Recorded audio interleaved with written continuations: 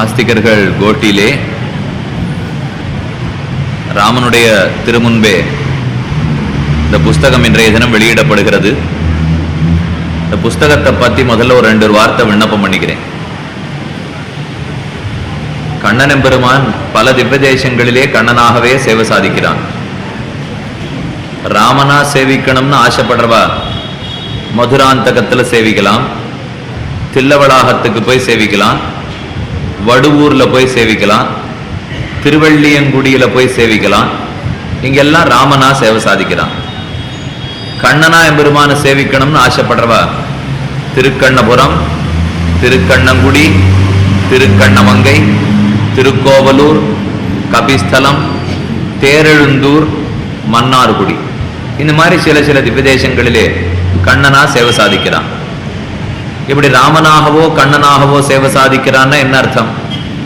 அந்தந்த திவ்ய தேசங்கள்ல ஆரோ மகரிஷிகளுக்காக அந்த திருக்கோலத்தோட கண்ணன் சேவை சாதிக்கிறான்னு அர்த்தம். என்ன, ஒரு மகரிஷி அந்த மாதிரி சேவிக்கணும்னு ஆசைப்பட்டிருப்பார். இப்ப திருவல்லிக்கேணி பார்சாரதி எம்பெருமான எடுத்துப்போம். திருவேங்கடமுடையான இடத்தே சுமதிங்கிற ராஜா போய் நீ 4 திவ்யமான தோள்களோட சேவை சாதிக்கிறாய், அதே போல மகாபாரத கண்ணனா தேர் ஓட்டினியே, அந்த மாதிரி உன்னை சேவிக்கணும்னு ஆசையா இருக்குன்னு ஒரு ராஜா போய் கேட்டான். அதுக்கு திருவேங்கடமுடையான், அது இந்தூர்ல மாத்தி என்னால உனக்கு சேவை கொடுக்க முடியாது, நீ கைரவணி புஷ்கரணி கரைக்கு போ, நீ திருவல்லிக்கேணி குளத்துக்கு கைரவணி புஷ்கரணின்னு பேர், அந்த புஷ்கரணி கரைக்கு போய் தபஸ் பண்ணிட்டு நான் வந்து உனக்கு சேவை சாதிப்பேன்னு திருவேங்கடமுடையான்னு சொன்னார்.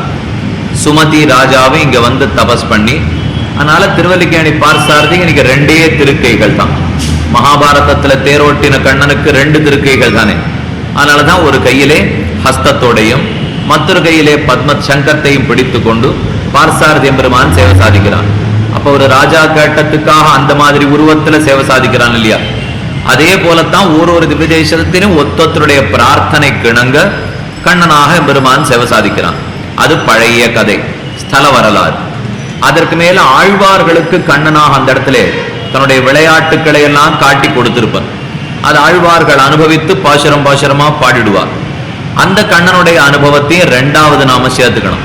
இப்ப முதல்ல ஏன் கண்ணனா காட்சி அளித்தான், மகரிஷிகள் வரலாறு. 2வது அந்த கண்ணனே ஆழ்வார்களுக்கு எப்படி கண்ணனா சேவை சாதித்தான், ஆழ்வார்களுடைய வரலாறு. அதுக்கு மேல 3வது எல்லா திவ்யதேசத்திலையும் கண்ணன்னு சொல்லிட்டா அப்ப என்ன ஒரே மாதிரி தான் இருப்பாரா?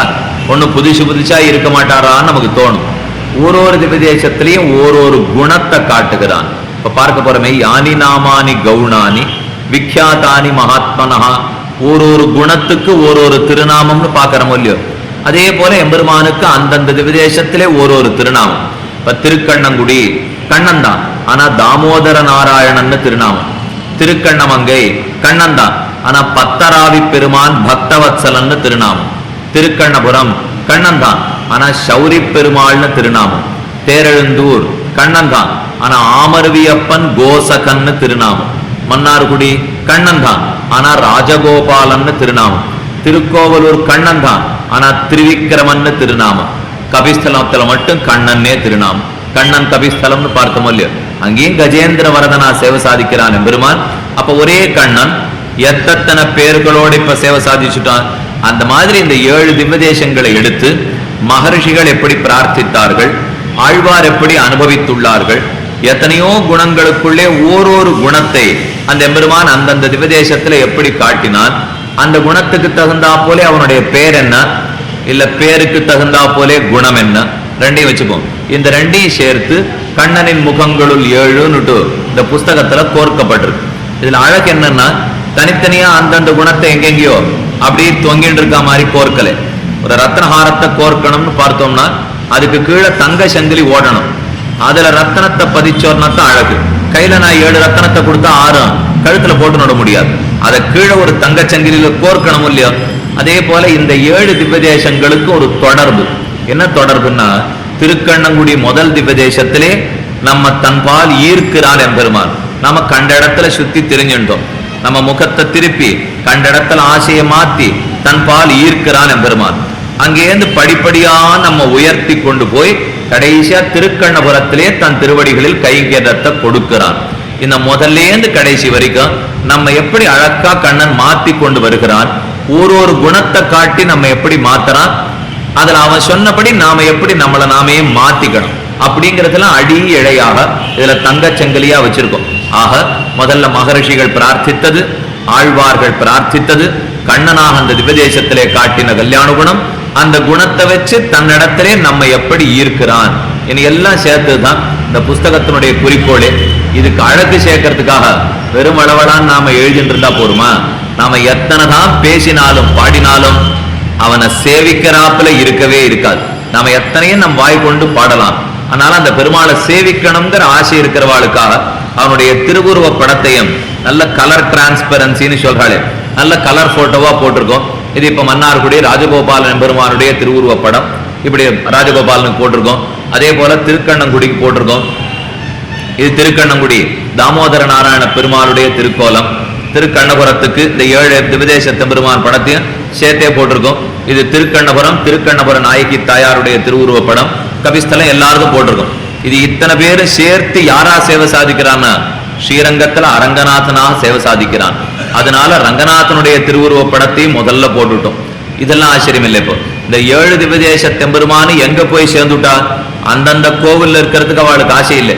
இருப்பிடம் வைகுந்தம் வேங்கடம் மாலிரும் சோலை என்னும் பொறுப்பிடம் மாயனுக்கென்பர் நல்லோர் அவதன்னொடும் வந்திருப்பிடம் மாயனி ராமானுஷம் மனத்து இன்னவன் வந்திருப்பிடம் எந்த நிதயத்துள்ளே தனக்கின் புறவே. இத்தனை பேர் ராமானுஜருடைய திருவுள்ளத்துல போய் குடி புகுந்தார்கள். பகவானுக்காச பக்தனுடைய திருவுள்ளத்துக்கு போகணுங்கிறதானே. அதனால அட்டப்படத்துல என்ன பண்ணிருக்கோம்னா இந்த 7 திவ்யதேச தெம்பெருமான்களையும் போட்டு, பெருமாள் பேரை போட்டு, ஊரை போட்டு, அவன் அந்த திவ்யதேசத்துல காட்டின குணத்தையும் எழுதிட்டோம். எல்லாத்துக்கு மேலே மொத்த பேருடைய அனுகிரகமும் ராமானுஷரிடத்துல வந்து தங்கி தூங்கிறதுக்கு நடுவுல அதையும் போட்டுட்டோம். கண்ணனை பத்தியும் தெரிஞ்சுக்கலாம், கண்ணனையே பார்சாரதி வந்து பிறந்த ராமானுஜரை பத்தி தெரிஞ்சுக்கலாம், அவர் அனுகிரகத்தையும் பெறலாம்ங்கிறதுக்காக போட்டுள்ளோம். பின்பக்கத்திலே சுவாமி மணவாள மாமனிகளுடைய திருவுருவ படமாக மன்னார்குடிக்கு பாசரம் சாத்தின பெரியரவர், அதற்காக அந்த பெரியவருடைய திருவுருவத்தையும் போட்டிருக்கோம். நிறைய முடிஞ்ச அளவுக்கு கருத்துக்களை அதுல சேர்த்து வச்சிருக்கு. நேற்றுக்கே சொல்லியிருந்தேன், ஞாபகமா கொண்டு வாங்கன்னு சொல்லிட்டு கொண்டு வந்திருப்பீர்கள்னு நம்புறேன். புஸ்தகம் வந்து கொடுத்து இப்போ வெளியிட்டா எடுத்து இந்த வெளியிட்டு கொடுத்த ராம சமாஜத்துக்காரர்களுக்கு முதற்கண் அடியனுடைய நன்றியை தெரிவித்துக் கொள்ளுகிறேன். இதுக்கு நிறைய பேர் வெளிவருவதற்காக உதவி புரிந்துள்ளார்கள். அவ எல்லாருக்கும் அடியனுடைய நன்றியை தெரிவித்துக் கொள்ளுகிறேன். நிறைய இப்போ உபன்யாசங்கள்ங்கிறது பல பேரிடத்திலே நீங்களும் கேட்டுக்கொண்டே இருந்திருப்பீர்கள். அதே போல ஏதோ சொல்லணுங்கிற ஆசையிலே சஹஸ்ரநாமாத்தியாயத்துக்காக மகிமை என்னன்னு இப்ப நாமும் பார்த்துட்டு இருக்கோம்.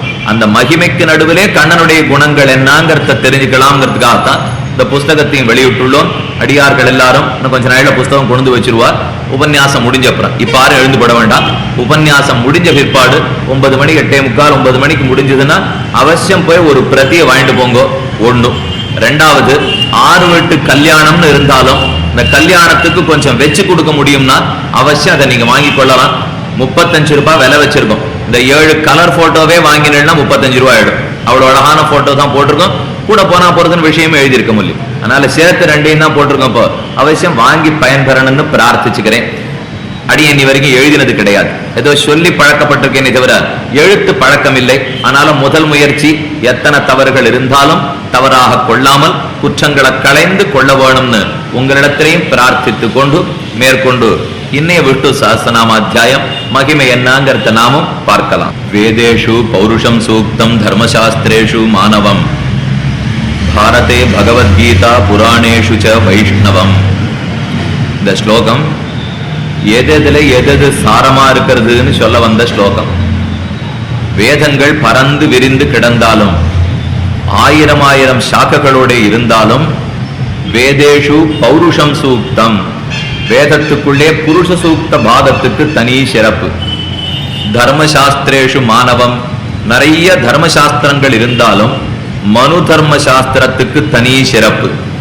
பாரதே பகவத்கீதா, மகாபாரதத்திலே 18 பருவங்கள் இருந்தாலும் தனியான கீதைங்கிற அத்தியாயத்துக்கு சிறப்பு.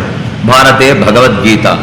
புராணேஷு ச வைஷ்ணவம், 18 புராணங்கள் இருந்தாலும் விஷ்ணு புராணத்துக்கு தனி சிறப்பு. வேதேஷு பௌருஷம் சூக்தம் தர்மசாஸ்திரேஷு மானவம் பாரதே பகவத்கீதா புராணேஷு ச வைஷ்ணவம் என் அததுக்கு சாரபூதமாக பெரியோர்கள் சாதித்து வைத்தார்கள். அதிலே மகாபாரதத்துக்கு சாரமானது கீதைன்னு பார்க்கிறோம். இருந்தாலும் அந்த கீதையில சொல்லப்பட்ட அர்த்தம் என்ன, அந்த அர்த்தத்தை எது கொண்டு நாம் தெரிஞ்சுக்கலாம்ங்கிறது முக்கியம். இப்போ மகாபாரதத்தை கீத சாரமாக இருந்தாலும் அந்த கீதையில் 9வது அத்தியாயத்திலே கண்ணன் சாதிக்கிறான், முதல் 6 அத்தியாயங்கள் வரை ஆத்ம சாட்சா்காரத்துக்காக கர்மயோகத்தையும் ஞான யோகத்தையும் சாதித்தான். 7வது அத்தியாயத்திலேருந்து பக்தி யோகத்தை பத்தி பேசுகிறான். அதுல கடைசி அத்தியாயம் 9வது அத்தியாயம், அதாவது பக்தி யோகத்தை சொல்ற 3 அத்தியாயங்களிலே கடைசி அத்தியாயம் 9வது அத்தியாயம். அந்த அத்தியாயத்துல கண்ணன் சாதிக்கிறான், என்னை பத்தி நிறைய பாட வேண்டும் அர்ஜுனா. சததம் கீர்த்தயந்தோமாம் யதந்தஸ்ச திருடவ்ரதாக. சததம் கீர்த்தயந்தா, விடாம என்னை பத்தி கீர்த்தனம் பண்ண கடவன். யதந்தஸ்ச திருடவ்ரதாக, திருடமான சித்தத்தோட என்னை பத்தி யஜனம் பண்ண கடவன். நமஸ்யந்தஸ்ச மாம் பக்தியா, என்னை பத்தி நமஸ்காரமும் பண்ண கடவன். ஆக முதல்ல கீர்த்தயந்தா, அதுக்கு அடுத்து சாதித்தான் சததம் கீர்த்தயந்தோமாம் யதந்தா, நிறைய பிரயத்தனம் பண்ணுகிறான் பகவானை அடையணுங்கிறதுக்காக. 3வது நமஸ்யம் சச்ச மாம் பக்தியா, நமஸ்காரமும் பண்ணுகிறான். நித்தியுக்தாக உபாசதே, என்ன உபாசனம் பண்றவன் இந்த 3ஐயும் பண்ணுகிறான் அர்ஜுனா. என்னோட சேர்ந்தே இருக்கணும்னு ஆசைப்படுறவன் கீர்த்தனம் பண்ணுகிறான், யஜனம் பண்ணுகிறான், நமஸ்காரம் பண்ணுகிறான். இந்த 3 பண்றவன் தான் எனக்கு அருகில இருக்கிறான்னு சொல்லிட்டான் கண்ணன். இப்போ இந்த கீதை 18 அத்தியாயத்தையும் நாம் கற்கிறோம். 18 அத்தியாயத்தினால தெரிஞ்சுக்க வந்த விஷயம் என்ன, இப்போ பகவானுடைய திருவடிகளை கிட்டி வாழ வேண்டும், இவ்வளவுதானே திரண்ட பொருள். இதுக்கு மேல எத்தனை நாளை நாம கீட்டை கேட்டோம்னாலும் கடைசியில் அவன் திருநாமங்களை சொல்லி அவனை கிட்டி வாழ வேண்டும். அவன் திருவடிகளை விட்டு பிரியாமல் வாழணும்ங்கிறது கீதார்த்தமா இருந்தா, அப்படி வாழறதுக்கு என்ன பண்ணணும்னு கண்ணன் சாதிக்கிறான். சததம் கீர்த்தயந்தோமாம், விடாம என் திருநாமத்தை சங்கீர்த்தனம் பண்ணணும். ஆக மகாபாரதத்துல சாரம்னு பார்த்தா கீதை, கீதா சாரம்னு பார்த்தா சததம் கீர்த்தயந்தோமாம், விடாம என் திருநாமங்களை சொல்லுவன்னு சாதித்தான். அந்த திருநாம வைபவம் தான் சஹஸ்ரநாமாத்தியாயம். அதனாலதான் கீதையை விட சிறந்ததுன்னு சஹஸ்ரநாமத்தை சொல்லுவார்கள். உடம்புலயே உயர்ந்த பாகம் எதுன்னு கேட்டா கண்ணை போல பாத்துக்கிறதுன்னு தான் சொல்லுவா. ஒரு குழந்தைய பாத்துக்கணும்னா காதை போல பார்த்துட்டு இருக்கா, மூக்க போல பார்த்துட்டு இருக்கான்னு ஒருத்தரும் சொல்றது இல்லை, கண்ணை போல பாதுகாக்கிறான்னு சொல்றோம் இல்லையோ. அப்ப உடல்னு சொன்னா கண்ணு ரொம்ப முக்கியமானதுன்னு தெரியுது. காலு முக்கியம்தான், கை முக்கியம்தான், மூக்கு முக்கியம்தான். இருந்தாலும் இந்த உலக வழக்கத்தை பார்த்தா கண்ணை போல பாத்துக்கிறது தான் சொல்றமே தவிர மற்றது யாரும் ஒண்ணு எடுக்கிறது இல்லை, திட்டாந்தமா. சரி, 2 கண் இருக்கு, வலது கண் இடது கண். 2 கண்களுக்குள்ள எது உமக்கு ரொம்ப பிடித்தம்னு கேட்டா யோசிப்பேன், வலது கண்ணு சொல்றதா இடது கண் நான் சொல்றதா. இருந்தாலும் எந்த பழக்கம் இருக்கோ அவளை பொறுத்த வரைக்கும் வலதோ இடதோ சொல்லுவா. 2 கையுமே எனக்கு முக்கியம்தான். ஆனா வலக்கை பழக்கம் இருக்கிறவாளுக்கு வலதுதான் பிரதானம், எடக்கை பழக்கம் இருக்கிறவாளுக்கு இடதுதான் பிரதானம். அதே போல கண்கள்லேயும் எல்லாரும் கண்ணாடி போட்டிருக்கோம், இந்த 2மே ஒரே அளவு கண்ணாடின்னு சொல்ல முடியாது. சில பேருக்கு வலது குறைச்சலா இருக்கும், இடது அதிகமா இருக்கும், இடது குறைச்சலா இருக்கும், வலது அதிகமா இருக்கும். அது பார்வையில இருக்கிற முக்கியம். பார்த்து பார்த்து எப்படி பழகிறோமோ அதுக்கு தகுந்தாப்புலதான் கண் இருக்கும். இப்ப அடியனை பொறுத்த வரைக்கும் ஏதோ ஒண்ணு இருக்குன்னு வச்சுப்போமே, அப்ப எந்த கண்ணு குறைச்சலா பாக்குறதோ அதை நான் முக்கியமா சொல்ல மாட்டேன், எந்த கண்ணு நிறைய பாக்குறதோ அதுதான் எனக்கு முக்கியம்னு சொல்லுவேணும் இல்லையோ. இப்ப இடது கண்ணை விட வலது கண் முக்கியம் அப்படின்னு வலது கண் பழக்கம் இருக்கிறவன் சொல்ல போறான். அதே போல கீதை சஹஸ்ரநாமாத்தியாயம் 2மே 2 கண்கள்.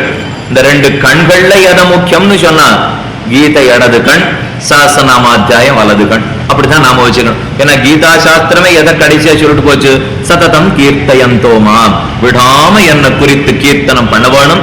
அப்படி கீர்த்தனம் பண்றத கீதை சொல்லணும்னா அதுல இருக்கிற சிறப்பென்னாங்கிறத நாம மனசுல வாங்கிக்கணும்.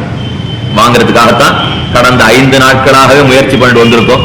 இன்னைக்கு ஒரு விதத்திலே அந்த பகவான் நாம சங்கீர்த்தனத்தினுடைய சிறப்பையும் பார்ப்போம். ஆழ்வார், நம்மாழ்வார் 10ஆம் பத்து கடைசி 10 அதிலே 5வது திருவாய்மொழி 2 வரி பாசுரமா பாடினார். நம்மாழ்வார் 8 வரி பாசுரமா பாடுவர், 4 வரி பாட்டா பாடுவர், 2 வரி பாசுரமா பாடுவர். முதல் 10லேயே 2 வரி பாசுரம் உண்டு. வீடுமின் முத்தமும் வீடு செய்தும் உயிர் வீடுடையானிடை வீடு செய்மனே, அது ஒண்ணு வரும். ஓடும் புள்ளேரி சூடும் தண்டுடாய் நீடு நின்னவை ஆடுமம்மானே, அது ஓடும் புள்ளேரின்னு 2 வரியா வரும். இது 10ஆம் பத்து கடைசி திருவாய்மொழி.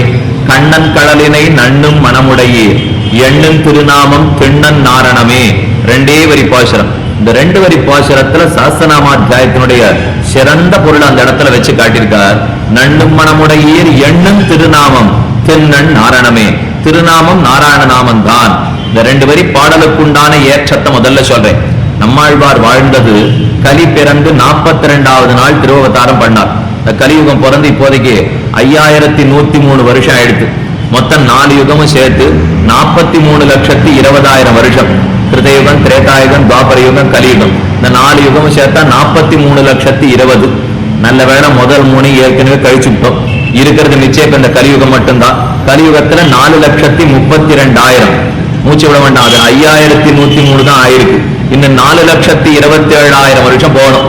ஒருத்தர் வேடிக்கையா சொன்னார், கண்ணன் எப்பவோ பிறப்பேன்னு சொல்லிட்டு இருந்தானே கீதையிலே, எப்ப கண்ணனுடைய அவதாரம் நடக்கும்? ரொம்ப நாளா காத்துட்டு இருக்கோம், நம்ம காலத்துல கண்ணன் பிறப்பனா? ஒருத்தர் கேட்டார், யதா யதாகி தர்மஸ்ய கிளானிர்பவதி பாரத அப்யுத்தானம் அதர்மஸ்ய ததாத்மானம் சிஜாம்யஹம். எப்பப்பெல்லாம் தர்மத்துக்கு தலைக்குனிவு ஏற்படுறதோ உடனே பிறந்துடுறேன்னுட்டான் கண்ணன். இதுதான் கண்ணன் பிறந்ததுக்கு காலம். இப்ப நாம இன்னும் பார்த்துட்டு இருக்கோம் ஆகாசத்தை, கண்ணன் பிறப்பனா இன்னும் பிறக்கல. அப்ப தர்மத்துக்கு தலைக்குனிவு ஏற்படலேன்னு அர்த்தம். என்ன தலமன் தலையை குனிஞ்சுதுன்னா வந்து பிறந்துருவேன்னு சொல்லிட்டானோ இல்லையோ. எப்ப கண்ணன் இன்னும் பிறக்கலையோ அப்ப தர்மம் தலை குனியலேன்னு அர்த்தம். தலை குனியாத தர்மமே இந்த லட்சணத்துல இருந்ததுன்னா, இன்னும் தலைய வேற அது குனிஞ்சதுன்னா எவ்வளவு பாடு நாம பண்ணணும்னே தெரியல. இப்ப நான் 5103க்குள்ள இத்தனை பாடு. இன்னும் 4,27,000 வருஷம் நம்ம அவசியம் கழித்தே தீர வேண்டும். அதுக்காக எதுக்காக சொல்ல வந்தேன், ஆரம்பத்துல நம்மாழ்வார் திருவவதாரம் பண்ணினார் 42வது நாள். அவர் இருந்ததே பூவலகத்துல 32 வருஷம் தான். ஆழ்வார் பிறந்தது திருநெல்வேலிக்கு தெற்கே, திருநெல்வேலியிலேருந்து திருச்செந்தூர் போற வழி. அந்த வழியிலே 20வது மைல்கல்ல நம்மாழ்வாருடைய திருவவதாரம். ஆழ்வார் திருநகரி திருக்குருகூர்னே திவ்யதேசத்துக்கு பேர். ஒன்னும் தேவும் உலகமுயிரும் மத்தும் யாதுமில்லாவன் நான்முகன் தன்னோடு தேவரலோகோடு உயிர் படைத்தான் புன்னம் போல் மணிமாடனோடு திருக்குருகூர் அதனுள் நின்ன ஆதிப்பிரான் நிற்க மத்த தெய்வம் அடுகிறே, மத்த ஒரு தெய்வம் எனக்கு தெரியாதென்னு ஆதிப்பிரானுடைய திருவடிகளிலேயே கிளந்தார் ஆழ்வார். 4 பிரபந்தங்கள் பாடினார். சம்ஸ்கிருத வேதங்கள் 4. அந்த 4க்கு நிகராக 4 தமிழ் பிரபந்தங்களை பாடிவிட்டார். திருவிருத்தம், திருவாசிரியம், திருவாய்மொழி, பெரிய திருவந்தாதி. இந்த தமிழ் பாசரங்கள்ல ஆசை அடியார்களுக்கு இருக்கணும். சம்ஸ்கிருதம் ஒரு கண் நம்ம பொறுத்த வரைக்கும், தமிழ் மற்றொரு கண். அதனாலதான் ஸ்ரீ ஊவேன்னு போட்டுக்கிறாள் இல்லையோ, ஸ்ரீமத் வேதமார்க்க பிரதிஷ்டாபனாச்சாரிய உபய வேதாந்தாச்சாரியராய். வைஷ்ணவர்கள்லாம் ஸ்ரீ ஊவேன்னு போட்டுப்பா. அது என்ன சுவாமி ஸ்ரீ ஊவேனா? உபய வேதாந்தாச்சாரியராய். சம்ஸ்கிருத வேதம், வேதங்கள் உபனிஷத்துக்கள், தமிழ் வேதம் ஆழ்வார்களுடைய பாசுரங்கள். ஆக 2 வேதமும் நமக்கு 2 கண்ண போலே. இந்த சம்ஸ்கிருத வேதத்தை தெரியாத விஷயத்தை எல்லாம் தமிழ் வேதத்தை படிச்சுட்டு நாம தெரிஞ்சு விடலாம். கம்பநாடர் 10,000 பாடல்கள் கம்பராமாயணத்தை பாடினார். அது அத்தனை தமிழ் வேதத்தையும் சேர்த்து ஆராய்ச்சி பண்ணிதான் பாடினார்ங்கிறது சம்பிரதாயம். ஆக நம்மாழ்வார் பிறந்தார், 4 வேதத்தையும் தமிழாக்கி கொடுத்தார். ஏன்னா வேதம்ங்கிறத சில பேர் மட்டும்தான் வாசிக்க முடியும். ஆனா ஆழ்வார் பாசுரங்களை எல்லாருமே வாசிக்கலாம் இல்லையோ. வேதத்தை சம்ஸ்கிருதம் தெரிஞ்சவன் தான் வாசி அர்த்தம் தெரிஞ்சுக்க முடியும். இதை தமிழ் தெரிஞ்சாருந்தா ஒரு வாசி உள்ளாம இல்லையோ. அதுக்கு உபநயனமா இருக்கா, திரைவர்ணிகர்களா இருக்காளா, இதெல்லாம் நிறைய விதிமுறைகள் உண்டு. இதுக்கு எதுவுமே அந்த விதிமுறைகள் கிடையாது. ஆனா அதே பலத்தை நமக்கு கொடுத்துறது இல்லையோ. ஒரு பாசுரத்தில் ஆழ்வார் சொல்றார், குடைந்து வண்டுண்ணும் துடாய் முடியானே அடைந்த தென்குருகூர் சடகோபன் மிடைந்த சொல்தொடை 1010 உடைந்து நோய்களை ஓடுவிக்குமே. நோய்கள் அத்தனையும் ஓடுவிக்கும். ஆரம்பத்துல முதல் 10லேயே சாதிக்கிறார் ஆழ்வார். அடைந்த தென்குருகூர் சடகோபன் மிடைந்த சொல்தொடை 1010.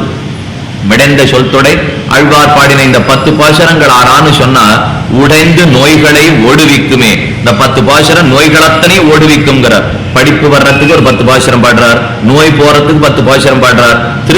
கல்யாணம் நல்ல பெண் அழகி கிடைக்கணுமா பாடுங்க, இந்த 10 பாசுரம் கிடைக்கும்னு சொல்றார். எதை வேணுமோ கொடுத்துட்டே இருப்பார் ஆழ்வார். ஆனா அடிப்படையில சொல்லிட்டே இருப்பார், இதனால மட்டும் உங்க வாழ்க்கை முன்னுக்கு வந்துட போறதில்லை, போனா போறது நீ சித்தனை கொடுத்தேன் இருக்கவே இருக்கு கண்ணன் திருவடிகள் தான். அதுக்காகத்தான் 10ஆம் பத்து 5வது திருவாய்மொழி கண்ணன் கடலின அண்ணும் மணமுடையே எண்ணும் திருநாமம் திண்ணன் நாரணமே பாசுரத்தை பாடினார். ஆழ்வாருக்கு மோட்சம் கிடைத்து 32வது வயசு பரமதத்துக்கே போய் சேர்ந்து விட்டார். அதுக்கப்புறம் நம்மாழ்வாருடைய சிஷ்யர் மதுரகவி ஆழ்வார்னு அவருக்கு திருநாமம். அந்த ஆழ்வாருடைய பாசுரங்களை எல்லாம் ஓரொரு ஊரா எடுத்துன்னு போனார். நம்மாழ்வார் பாசுரங்கள் பெருமையை சொல்லிட்டே வந்திருக்கார். இடைச்சங்க காலம் நம்ம தமிழ் மக்கள் தமிழ் கூறும் நல்லுலகம்னு சொல்லிட்டே இருக்கும் இல்லையோ. இந்த உலகத்தை தமிழ்நாட்டு அதுல மதுரப்பதி தான் தமிழ் சங்கத்துக்கே தலைமை பீடம். 3 தமிழ் மன்றங்களும் தமிழ் சங்கமும் அங்கதான் நடந்திருக்கு. நம்ம எல்லாம் முத்தமிழ் தலைவர்கள். யாரும் முத்தமிழ் விழா எடுத்துட்டே இருப்பா. உண்மையா எடுக்கணும்னா நாம தான் முத்தமிழ் விழா எடுக்கணும். இயற்தமிழ், இசைத்தமிழ், நாடகத்தமிழ். இயற்தமிழ்ல நம்மிடத்தில் இல்லாத செல்வமா, இசைத்தமிழ்ல இவர்கள் வளர்க்காததா, நாடகத்தமிழ்ல இவர்கள் வளர்க்காததா? அந்த மதுரப்பட்டணத்திலே 3 சங்கங்கள் நடந்தன. முற்சங்கம், இடைச்சங்கம், கடைச்சங்கம்னு 3 சங்க காலம் சொல்றோம் இல்லையோ. அதுல இடைச்சங்க காலம் தான் நம்மாழ்வார் பாசுரம் இருந்த காலம். ஏன்னா முற்சங்கம்ங்கிறது கிட்டத்தட்ட 10,000 வருஷம், இடைச்சங்கம்ங்கிறது 5,000 வருஷம், கடைச்சங்கம்ங்கிறது 2000 3000 வருஷங்களுக்கு நடுவிலே நடந்தது. அதுல இடைச்சங்க கால புலவர்கள் அத்தனை பேர் இருந்த காலம். முதற்கவி ஆழ்வார் நம்மாழ்வாருடைய பாசுரங்களை சொல்லியே மதுரப்பட்டணத்துக்குள்ள நுழைஞ்சிருக்கார். அவ எல்லாரும் பிடிச்சு தடுத்துட்டார். இதெல்லாம் சிறந்த தமிழ் புலவர்கள் இருக்கிற இடம், உம்ம காதல் பாட்டுக்கெல்லாம் இங்க இடம் கிடையாதுன்னுட்டார். ஆழ்வார்கள் நாயிகா பாவத்தோட தூடு விடுவா, கண்ணன் வரலையே வரலையேன்னு அழுவர்கள், விரக தாபத்திலே துடிப்பர்கள், இத்தனை நடக்கிற சொல்லி ஆழ்வார் பாசுரத்திலே. அதனால அவா சொல்லிட்டா, நம்பிள்ளைங்கிற மகாச்சாரியர் இருந்தார், அவர் காலக்ஷேபம் பண்ணுவாரா ஆழ்வாருடைய ஒரு 10 பாசுரமா. அதுல முதல் 10 பாசுரம் உயர்வர உயர் நலமுடையவன் அண்ணா காலக்ஷேபம் பண்ணார், வந்தவாள்லாம் கேட்டுண்டா.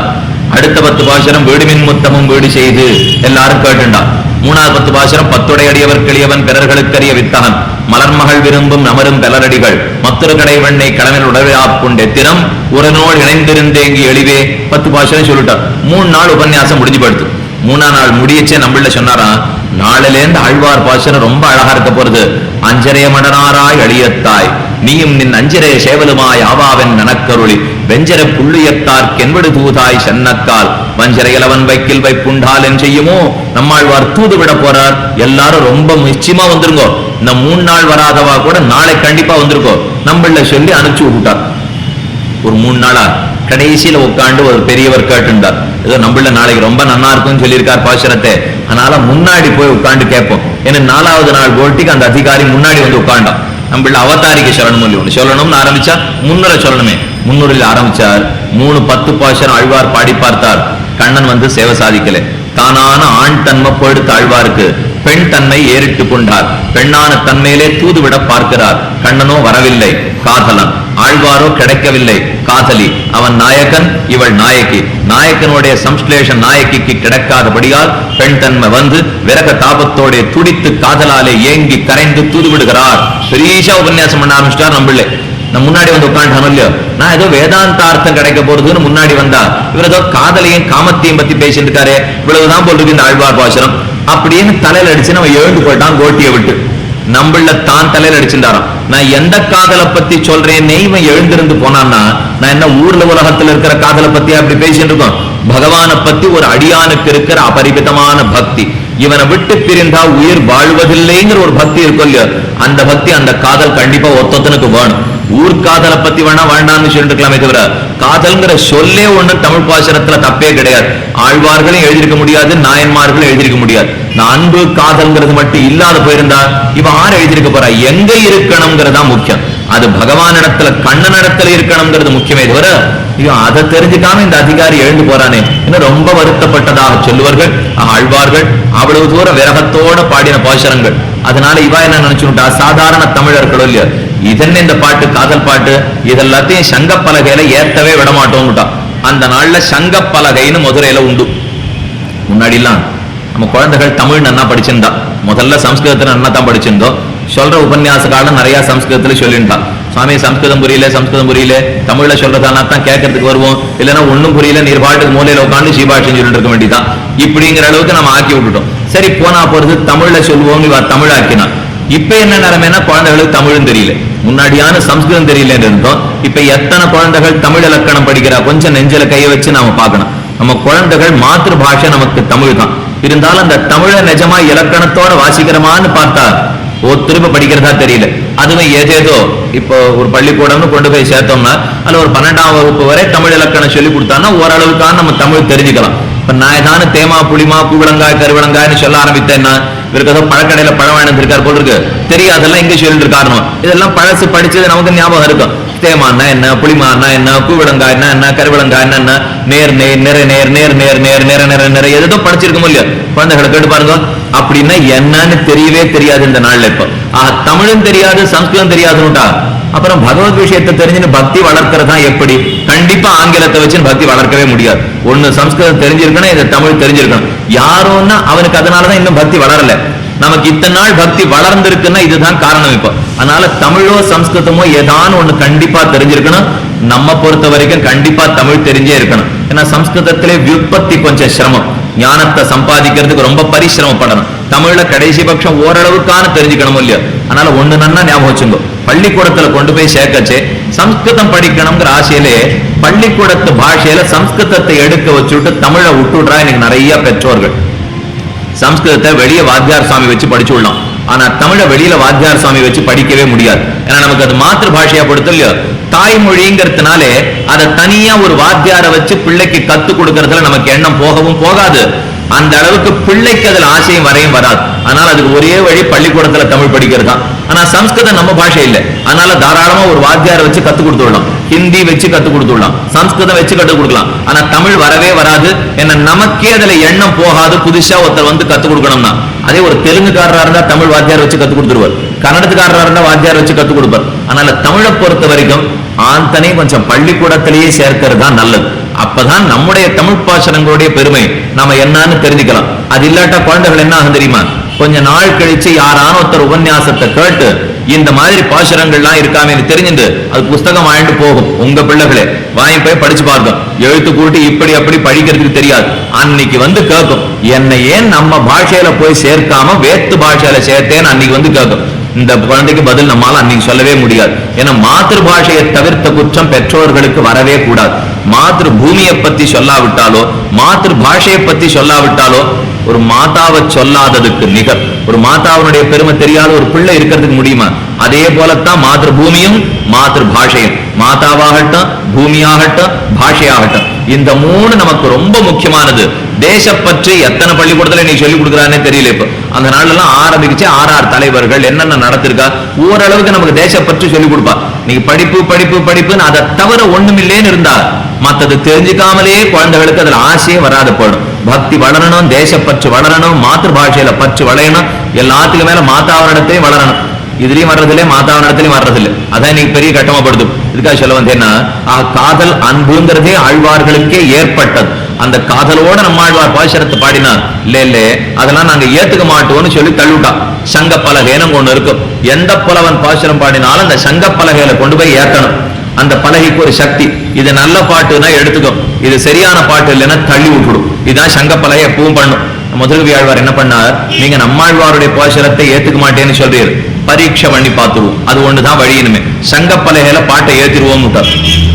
சரி எழுதி எடுத்துன்னு வாங்க சொன்னா புலவர்கள்லாம். ஆழ்வார் என்ன பண்ணிருக்கலாம், ஒரு 10 பாட்டை எழுதி எடுத்துன்னு போயிருக்கலாம், 100 பாட்டை எழுதிருக்கலாம், 1102 பாட்டு கனமா இருக்கும், எழுதி எடுத்துன்னு போயிருக்கலாம். ஒன்னையும் கொண்டு போல ஆழ்வார் 2 வரி பாசுரம், 8 வரி பாட்டை விட்டார், 4 வரி பாட்டை விட்டார். இந்த 2 வரி பாசுரம் இருக்கும் இல்லையா, கண்ணன் கடலினை நண்ணும் மணமுடையீர் எண்ணும் திருநாமம் திண்ணன் நாரணமே, ஒரு ஓலச்சுவடி எடுத்து முறி எடுத்து எழுதினார், கொண்டு போய் சங்கப்பலகையில வச்சு விட்டார்.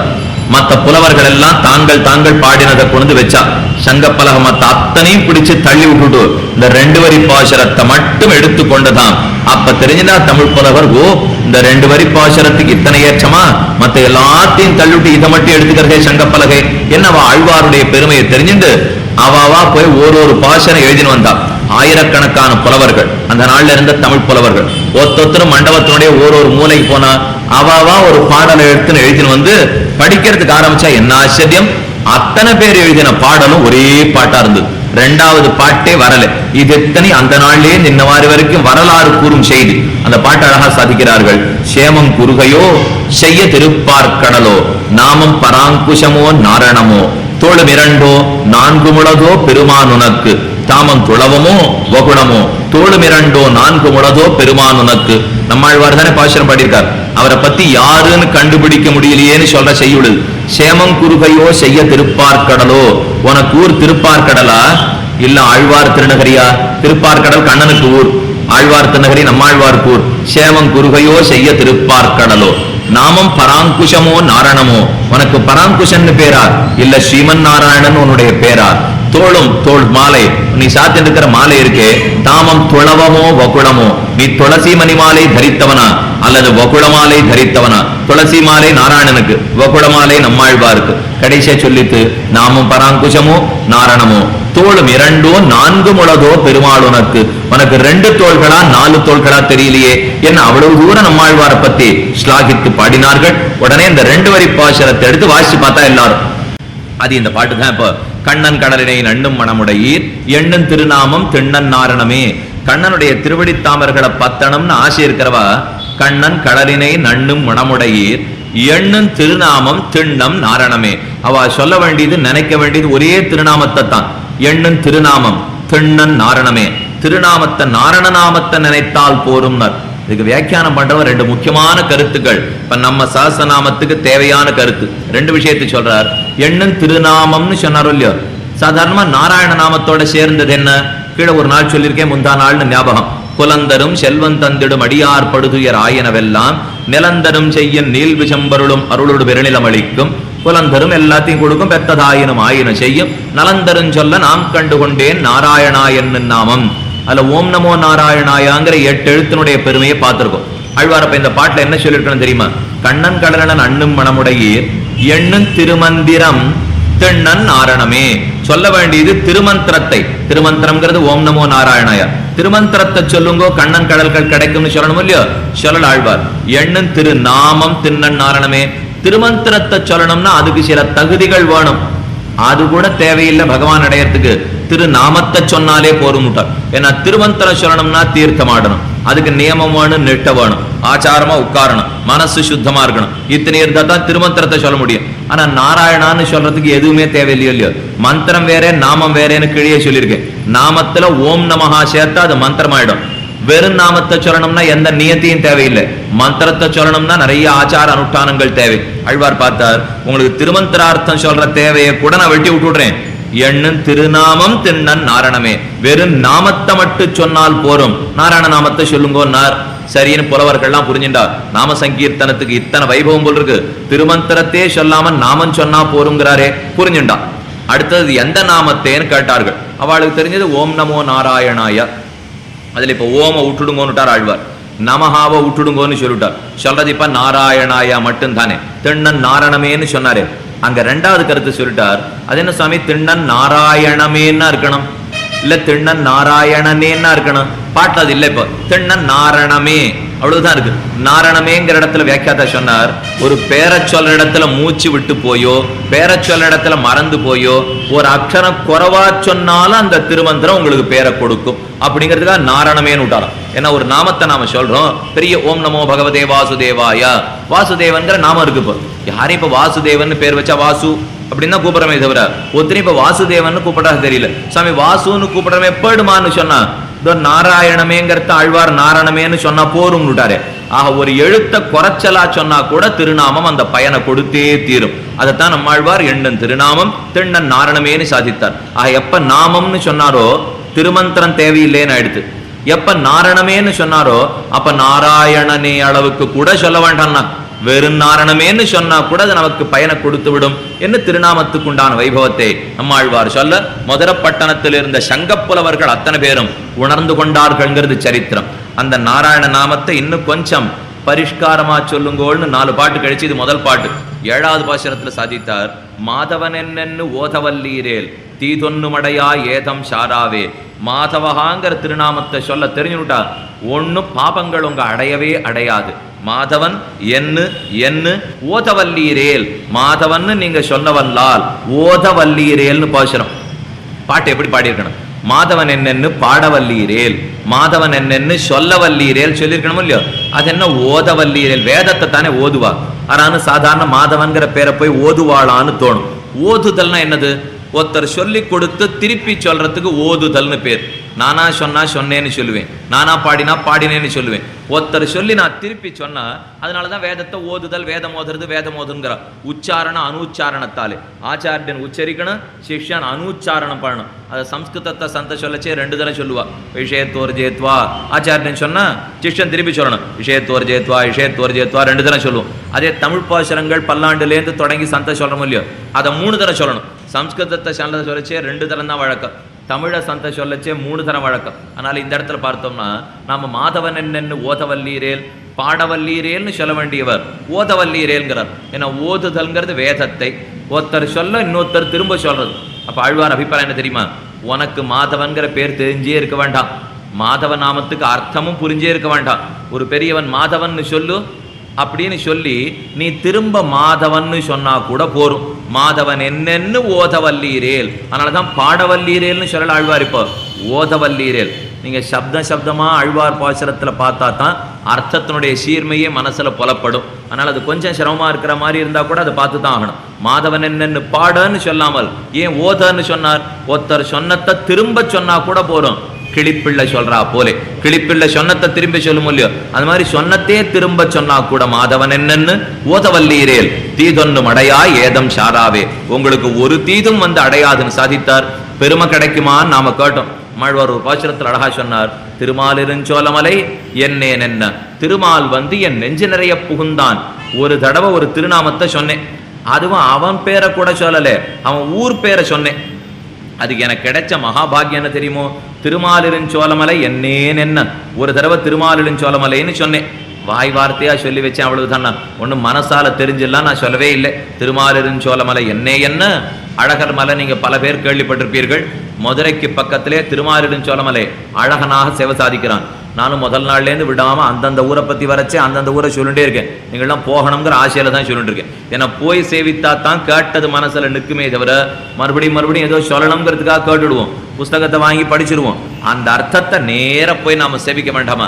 ஏன்னா அந்த திவ்யமங்கள விக்கிரகம் எம்பெருமானுடைய திருமேனி இருக்கே, அதுக்கு ஒரு தனி சக்தி உண்டு. நமக்கு எத்தனை பக்தி இல்லாட்டாலும் தன்பால் ஈர்த்த அந்த பக்தியை வளர்க்கிற சக்தி எம்பெருமானுடைய திருமேனி கொண்டு. திருமாலிருஞ்சோலமலை கள்ளழகர்னு சொல்லுவோம். அழகர் ஆத்துல இறங்குறதுங்கிறது மகா பெரிய உற்சவம். இன்னைக்கும் சித்ரா பௌர்ணமி உற்சவம் வந்ததுன்னா மதுரை பட்டணமே திரண்டு நிற்கும். உள்ள போக முடியாது, வெளியில வர்றதுக்கு வழி கிடைக்காது. சித்ரா பௌர்ணமி இன்னைக்கு அழகர் ஆத்துல இறங்குறவளே வைகை ஆற்றங்கரையிலே இன்னைக்கு காவேரியும் தீர்த்தத்தை காணும், வைகையிலையும் தீர்த்தத்தை காணும். அன்னைக்கு ஒரு நாள் காவேரியில் நம்பெருமாள் எழுறார் ரங்கநாதன்னா அவ்வளவு கோலாகலமா இருக்கும். மதுரை பட்டணத்துல இறங்குறார் அழகர் ஆத்துலேன்னா அத்தனை கோலாகலமா இருக்கும். அந்த மதுரை பட்டணத்துக்கு பக்கத்தில் இருக்கிற திருமாலிருஞ்சோலமலை அழகர். அந்த எம்பெருமானுடைய திவ்ய தேசத்தினுடைய பேர் ஆழ்வார் சொன்னாராம், திருமாலிருஞ்சோலமலை என்னேன் என்ன, திருமால் வந்து என் நெஞ்ச நிறைய புகுந்தான். உடனே திருமாலிருஞ்சோலமலையை காலி பண்ணினுட்டானா எம்பெருமான். இனிமே நான் இங்க இருக்கிறது இல்லை, ஆழ்வார் திருவுள்ளத்துக்கு போய் இருக்க போறேன்னு வந்துட்டானோ. ஆழ்வார் சொன்னார், நான் என்ன பண்ணேன்னு தெரியலையே, இப்ப நீ என் திருவுள்ளத்துக்கு வர இல்ல நீர் என் பேரை சொன்னீர்னு சொன்னான் எம்பெருமான். திவ்யதேச பேரை சொல்றதுங்கிறது அவ்வளவு வைபவம். இத்தனை நாள் நம்ம அவனுடைய நாமத்தை சொல்றதை பத்தி பார்த்தோம். இனி அவன் திவ்யதேசத்தினுடைய நாமத்தை சொன்னா கூட அதே ஏற்றம் கிடைக்கும். ஊரிலேன் காணி இல்லை, உறவு மற்றொருவர் இல்லை, பாரில் நின் பாதமூலன் பற்றிலேன் பரமமூர்த்தி, காரொளிவண்ணனே கண்ணனே கதறுகின்றேன், ஆருளர் கலகணம்மா அரங்கமா நகருளானே. தொண்டடிப்பொழியாழ்வார் பாசுரம் சாதித்தாரே, எந்த திவ்யதேச வாசம் இல்லாமல் போகட்டும், திவ்யதேசத்துல இருக்கவே வேண்டாம், இருந்தாலும் திவ்யதேச பேரை சொல்லலாம் இல்லையோ. நான் திருமாலிருஞ்சோலமலைன்னு நம்மாழ்வார் சொன்ன உடனே இந்தாரும் அவனுக்கு மோட்சம் கொடுத்துட்டானா என் பெருமான். ஆழ்வார் சிரிச்சார், நன்னா ஏமாந்துட்டேன், நீ என்ன ஏமாந்துட்ட தெரியுமா? நான் திருமாலிருஞ்சோலமலையை பத்தி சொல்லவே வரல, பின்ன என்ன சொன்னீர்னு கேட்டான் என் பெருமான். எனக்கு 3 பொண்ணு, முதல் பொண்ணை விராலி மலையில கொடுத்தேன், 2வது பொண்ணை கொல்லிமலையில கொடுத்தேன், 3வது பொண்ணை திருமாலிருஞ்சோலமலையில கொடுத்தேன். ஒருத்தர் வந்து கேட்டார், எங்க பொண்களை கல்யாணம் பண்ணி கொடுத்துருக்கீர்னு. அவருக்கு பதில் சொல்லியிருந்தேன், கொல்லிமலை, விராலிமலை, திருமாலிருஞ்சோலமலைன்னு சொன்னேன். நீ ஏமாந்து போய் உன் ஊர் பேரை சொன்னதான் நினைச்சுன்னு கணக்கு எழுதிட்டே, புண்ணிய கணக்கு. நான் ஒன்றும் உன் ஊர் பேரை தெரிஞ்சு சொல்லவே இல்லை. இப்போ அதுன்னு தெரிஞ்சிருந்தா என் 3வது பொண்ணை கொடுத்தே இருக்க மாட்டேன். ஆழ்வார் சொல்லிவிட்டார், இது உன் ஊர் பேர்னு தெரிஞ்சிருந்தேன்னா நான் என்னத்துக்கு கொடுத்துருக்க போறேன். இப்போ திருமாலிருஞ்சோலமலைன்னு ஏதோ தெரிஞ்சு சொன்ன வார்த்தையே கிடையாது, தெரியாமல் ஒரு திவ்யதேசத்தினுடைய பேரை சொன்னேன்னா என்னேன் என்ன, திருமால் வந்து என் நெஞ்ச நிறைய புகுந்தான். உடனே என்னமோ நான் தான் அத்தனை திருநாமத்தையும் உனக்கு சாத்தினா போலையும், நான் தான் விட்டு சாசநாமத்தையே பாடியிருக்கா போலையும் நினைச்சுண்டு ஓடி வந்து என்னுடைய மனத்துக்குள்ளே இருந்தாயே. உன் திருநாமத்தை சொல்றதுக்கு அத்தனை ஏத்தமா, உன் திவ்யதேசத்தினுடைய நாமத்தை சொல்லிட்டா இத்தனை வைபவம் படைக்குமா? நாங்கள்லாம் ஒன்னும் அர்த்தம் தெரிஞ்சு சொல்லவே இல்லை. குலசேகர ஆழ்வார் ஒரு பாசுரத்தில் காட்டினார், பேயரே எனக்கு யாவரும் யானுமோர் பேயரே எனக்கும்.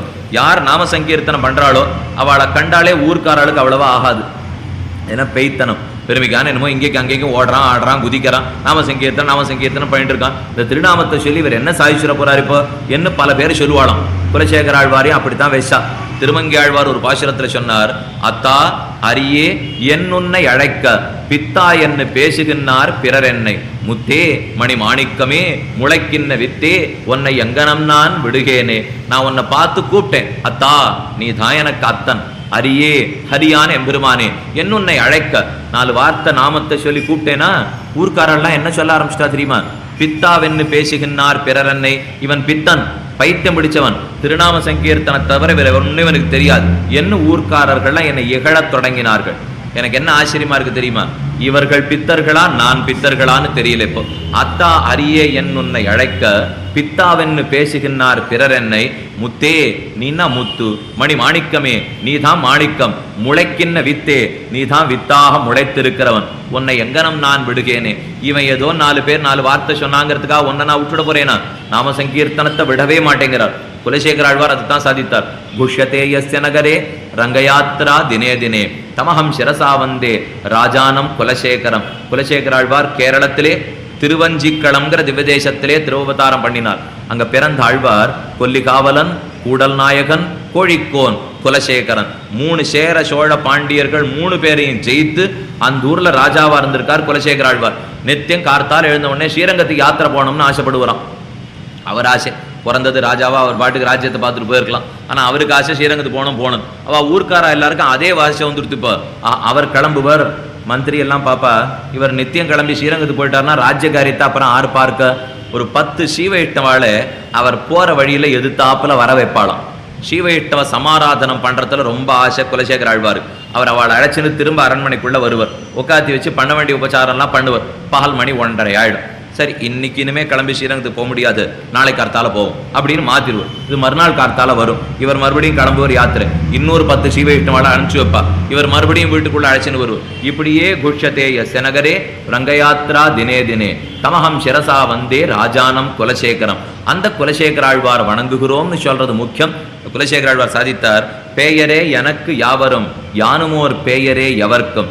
என்னை பார்த்து எல்லாரும் பேய் பேய்ன்னு சொல்றான். ஆனா எனக்கு இவாளை பார்த்தா தான் பேயாட்டம் இருக்கு. சிறைச்சாலைக்குள்ள பிடிச்சி வச்சிருப்பாள் இல்லையோ, ஏதாவது தப்பு பண்ணிட்டோம்னா கொண்டு போய் உள்ள உட்காத்தி வச்சிருவோம். அந்த இடத்துல கம்பி போட்டிருப்பா முன்னாடி.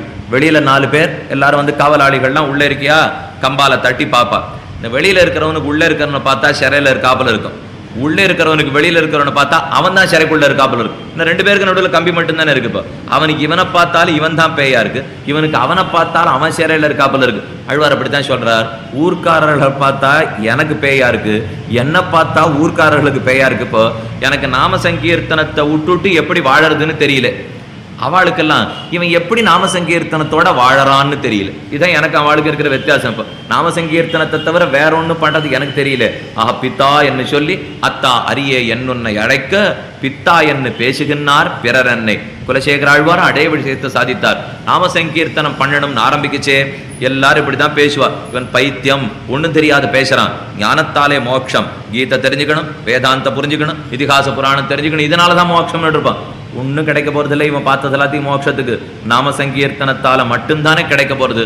அதை புரிஞ்சுக்காம பைத்தியம் போல பேசுகிறானே குலசேகர ஆழ்வார் சாதித்தார். நம்மாழ்வாருடைய போஷரம் சாதுசனத்தை நலியும் கஞ்சன சாதிப்பதற்கு ஆதியன் ஜோதியுருவை அங்குவை திங்கு பிறந்த வேத முதல்வனை பாடி வீதிகள் தோறும் தொடராதார். வேத முதல்வனை பாடி தானும் தன் அது அழகா சாதித்தார் ஆழ்வார். வேத முதல்வன்னா எம்பெருமான் சிவன் நாராயணனை சொல்லும். வேத முதல்வனை பாதி வீதிகள் தோறும் துள்ளாதார். என் சவிப்பார் மனுஷரே. என் சவிப்பார்னா ஜபம் பண்ணிட்டே இருப்பாளா நிறைய நாள்.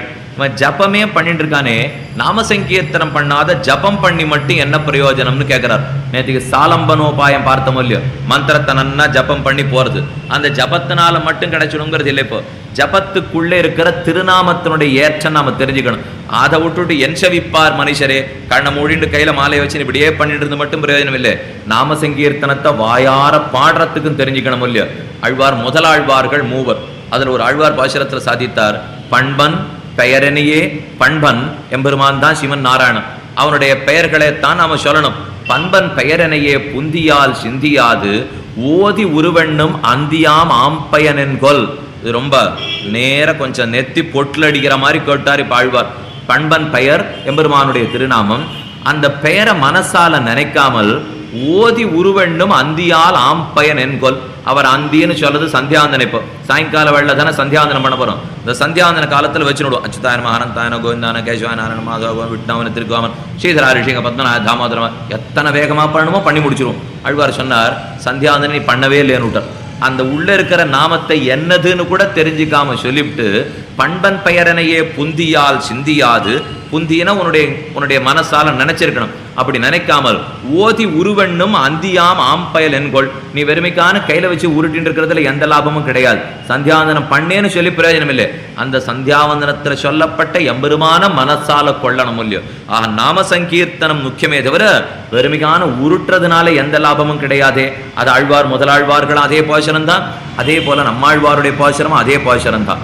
ஆழ்வார் எம்பெருமானுடைய திருநாம வைபவத்தை கண்ணன் கடலின நண்டும் மனமுடையே இனி சின்ன திருநாமம் கூட நமக்கு மோட்சத்தையே பெற்றுக் கொடுக்கும் சாதித்தார். அது ஒரு அற்புதமான சரித்திரம். அதோட மட்டுமல்லாமல் அரவணமேர் பாயராயர் காட்பட்டார் பேர் நமந்தமரால் ஆராயப்பட்டறியார் கண்டீர். இது திருமணிசி ஆழ்வாருடைய பாசுரம். மறந்தும் திருவடி தன் நாமம் மறந்தும் புறந்தொழா மாந்தர் திருவடி தன் நாமம் எம்பெருமானுடைய திருவடிகளை மறக்கிறதே கிடையாது. எப்பவும் ஞாபகத்திலேயே கொண்டிருக்கிறான். அவனை பத்தின விஷயம் சொல்றார். அரவணமேர் பேராயர் காட்பட்டார் பேர். இங்கேந்து போய் யமதர்மராஜன் பட்டணத்துல போய் நிற்போம். இவன் பாப்ப கணக்கெல்லாம் பார்க்கணும் இல்லையோ. நேற்றுக்கு பார்த்துருக்குமே எத்தனை பாப்ப கணக்கெல்லாம் இருக்கு. அது எம்பெருமான் எப்படி போக்குறான்னுட்டு சரணம்னு சொன்னதுக்கு முன்னாடி பின்னாடி 2 சொன்னேன்னு இல்லையோ. இப்ப யமதர்மராஜன் பட்டணத்துக்கு போய் நிற்கிறவன் சரணம்னு சொல்லலேன்னு அர்த்தம். அதனாலதான் அவன் போய் அங்க நின்றுட்டு இருக்கான். கேசவான்னு ஒருத்தரை சொல்லல, சரணம்னு பண்ணல. பண்ணான்னா சரணாகதிக்கு முன்னு பின்னு இந்த பேச்சே வராது. இப்ப சரணாகதியே பண்ணலன்னா எல்லாமே முன்னு தான். இன்னும் இந்த சஞ்சித கர்மா பிராரப்த கர்மாவை சேர்த்துட்டே போயிட்டு இருக்க வேண்டியதான். இவன் சரணம்னு சொன்ன நீல இருந்தா கணக்கே மாறும். சரணம்னு சொன்னலன்னா முன்னாடி இருக்கிற கணக்கே வந்துட்டு இருக்கும். யமதர்மராஜன் முன்னாடி போய் நின்னுட்டான். அப்ப அவன் கணக்கெடுக்க ஆரம்பிக்கிறான். அங்க சித்திரகுப்தன் ஒருத்தர் இருப்பார். அவர் தான் கணக்காளர்னு ஒருத்தர் வச்சுக்கிற மாதிரி நாம எதை ஆரம்பிச்சாலும் அந்த கணக்காளர் கணக்கு எழுதுறவர் அவர் தான். அவர் பெரிய புஸ்தகம் வச்சுருப்பார். இடது பக்கத்திலே 10, வரது பக்கத்திலே வரவு. கணக்கு எழுத ஆரம்பிச்ச 10 வரவு போடுவோம் இல்லையோ. அந்த மாதிரி அவரும் புஸ்தகத்துல 2 பக்கம் வச்சிருக்கார். இவன் பண்ண பாபம் எல்லாம் இடது பக்கம் எழுதுவார் 10. இவன் பண்ணிருக்கிற புண்ணியத்தை எல்லாம் வலது பக்கம் எழுதுவார் வரவு. கடைசியில இவன் ஜன்மா முடிச்ச கோடு போட்டு பார்ப்பார். எது அதிகமா இருக்கோ அங்க போட்டு வான்னு அனுப்பிச்சு வச்சுருவார். புண்ணியம் அதிகமா இருந்ததுன்னா சொர்க்கத்துக்கு போயிடுவார். பாப்பம் அதிகமா இருந்ததுன்னா நரகத்துக்கு போயிடுன்னு சொல்லுவார். அங்க போய் சொர்க்க நரகத்தில் அனுபவிச்சு முடிக்கணும். மறுபடியும் தூக்கி தலை குப்பரை தூக்கி இந்த பூமியில போடுவா. மறுபடியும் நாம சேர்க்கறதுக்கு ஆரம்பிக்கணும். ஏது அதிகமா இருக்குன்னு பார்க்கணும். இதை விட சரணம்னு ஒரு தடவை சொல்லிட்டு போடப்படாதா. அதை விட்டுட்டு இத்தனை நாடி நாம பிடிச்சி அதை இழுத்துட்டோம்னா ஒரு தடவை சொன்னோம்னா கிடைக்க போறதில்ல. இருந்தாலும் இவன் சொல்லாதனால யமதர்மராஜன் முன்னாடி போய் நிற்கிறான். சித்திரகுப்தன் இப்ப கணக்கெடுக்கிறதுக்காக ஆரம்பிச்சுட்டார். எது பாபங்கள் எது புண்ணியங்கள் படிக்கிறதுக்கு முன்னாடி குற்றவாளி யாருன்னு பேர் சொல்லணும் இல்லையோ. இப்ப நீதிமன்றத்துல போய் நின்றுட்டு இருப்போம். நின்ன உடனே அவர் படிப்பர். இன்னார் தான் வரண ராமசுவாமி ராமசுவாமி ராமசுவாமி. வேடிக்கை கதை சொன்னார். அடியேன்னு வாழ்க்கையில சொல்லியே அவருக்கு பழக்கம். யார்கிட்ட வேணா சொல்லுவார். யாரை பார்த்தாலும் சரி அடியேன். இவர் என்னாச்சு, இவர் ஏதோ இடத்துல மாட்டின்னு விட்டார். கொண்டு போய் நீதிமன்றத்துல நிறுத்த போறா. சாட்சி கூண்டு குற்றவாளி கூண்டல் நிறுத்த போறா. அதுக்கு முன்னாடி 3 தரம் கூப்பிடுவாள் இல்லையோ. ராமசுவாமி ராமசுவாமி ராமசுவாமின்னார். இவர் அடியேன் அப்படின்னு சொல்லிட்டு நீதிமன்றத்துல நின்னார். நீதிபதி உடனே சொன்னார், இது நீதிமன்றம், இங்கெல்லாம் அடியேன்லாம் சொல்லக்கூடாதுன்னு. அடியேன் அப்படின்னு அதுக்கும் அடியன் விட்டாரு. ஏன்னா இவருக்கு வாயில அடியன்னே சொல்லி தனக்கு பழக்கப்பட்டிருக்கோம் இல்லையோ. இதே போல இவர் யமதர்மராஜன் பட்டணம் முன்னாடி போய் நின்னா சித்திரகுப்தன் இப்ப கணக்கு எடுக்க ஆரம்பிச்சார். என்னென்ன பாவம் என்னென்ன புண்ணியம்னு முன்னாடி பேரை படிக்கணும் இல்லையோ. இவர் தான், இவருக்கு பேர் மாதவன் அப்படின்னு படிச்சாராம். உடனே ஒரு நிமிஷம் யோசிச்சா யமதர்மராஜன் பக்கத்தை புரட்டு அடுத்தவனை பத்தி பேசினுட்டான். இல்லையே நிறைய பாபம்லாம் இருக்கு இவர் கணக்கில் இப்ப படிக்கணும்னு. இல்ல பேர் மாதவன் வச்சுட்டு இருக்கான். அரவணமேர் பேராயர் காட்பட்டார் பேர் நமந்தமரால் ஆராயப்பட்டறியார் கண்டீர். அரவணமேர் பேராயர் சிவன் நாராயணன். அரவணைங்கிற ஆதிசேஷன்ல அவன் தானே சயனிச்சுருக்கார். அரவணமேர் பேராயன் நாராயணன். ஆட்பட்டார் பேர், அந்த நாராயணனுடைய பேரை ஒருத்தன் வச்சுட்டு இருந்தான்னா நமந்தமரால் ஆராயப்பட்டறியார் கண்டீர். அந்த நமந்தமர்கள் அவனுக்கு குற்றத்தை பார்க்கறதே கிடையாது.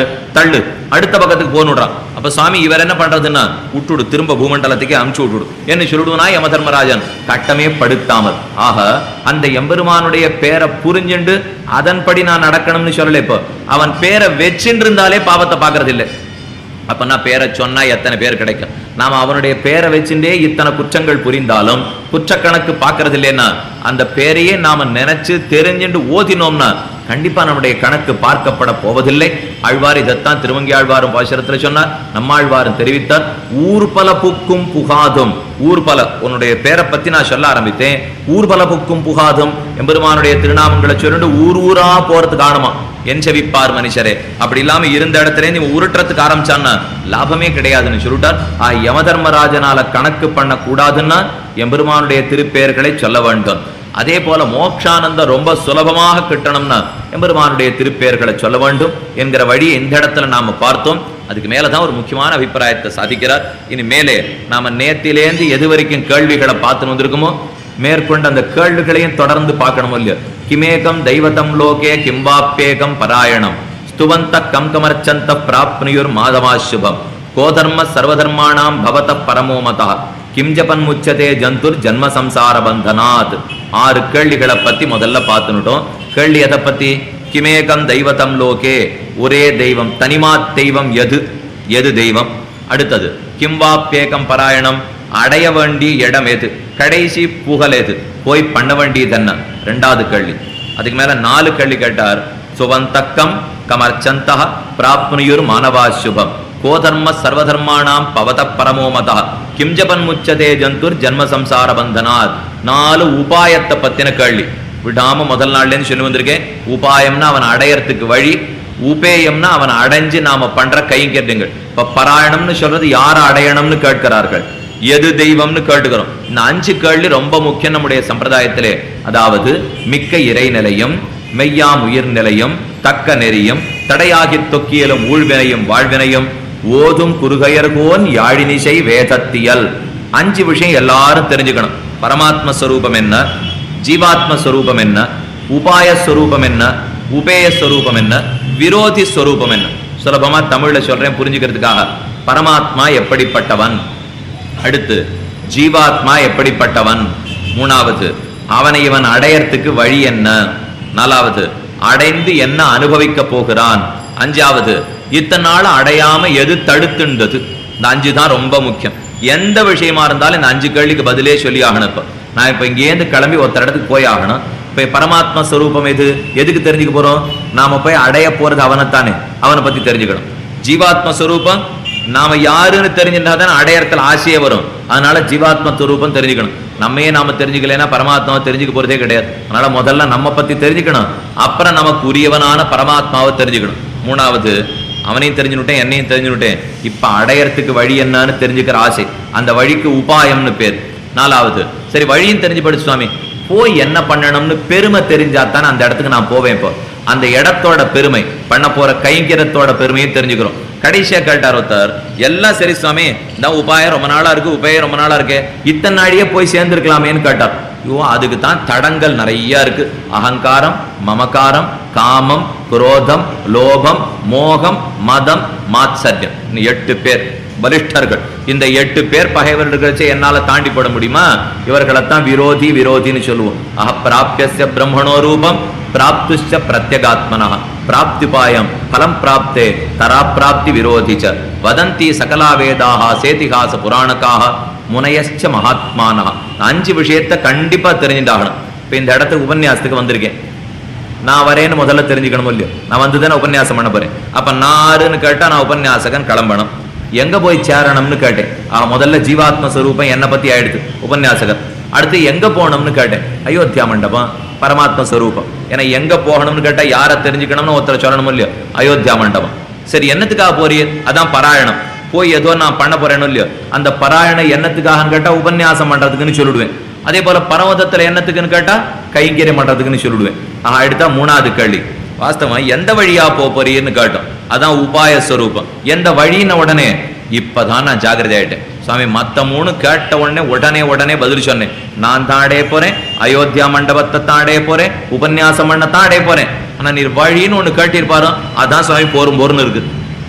ஏன்னா அந்த மயிலாப்பூர்ல இருந்து கிளம்பி இந்த இடத்துல வர்றதுக்குள்ள அடியே சொல்றது இப்ப சரணாகதி வழியில இருக்கிற கட்டத்தை இல்ல, இங்க வர்ற கட்டத்தை பத்தி சொல்லிட்டு இருக்கேன். ஏன்னா அங்கே இருந்து இங்க வர்றதுக்குள்ள போரும் இருக்குன்னா இதே கட்டம் அங்கே இருக்கும். ஒண்ணுமில்லை, இது வர்றதுக்கு இவ்வளவு கட்டப்பட்டதுன்னா இங்க இருந்து மோட்சத்துக்கு போறதுக்கு எத்தனை கட்டமா இருக்கும். ஆனா ஆசிரியர் என்ன தெரியுமா, இதுக்கு இன்னி வரைக்கும் சுலபமான வழி நாம கண்டுபிடிக்கல. ஆனா அந்த கட்டத்துக்கு சுலபமான சரணாகதி என்னைக்கோ கண்டுபிடிச்சு வச்சுட்டான். அதான் நம்ம சம்பிரதாயத்துக்கே இருக்கிற சீர்மை.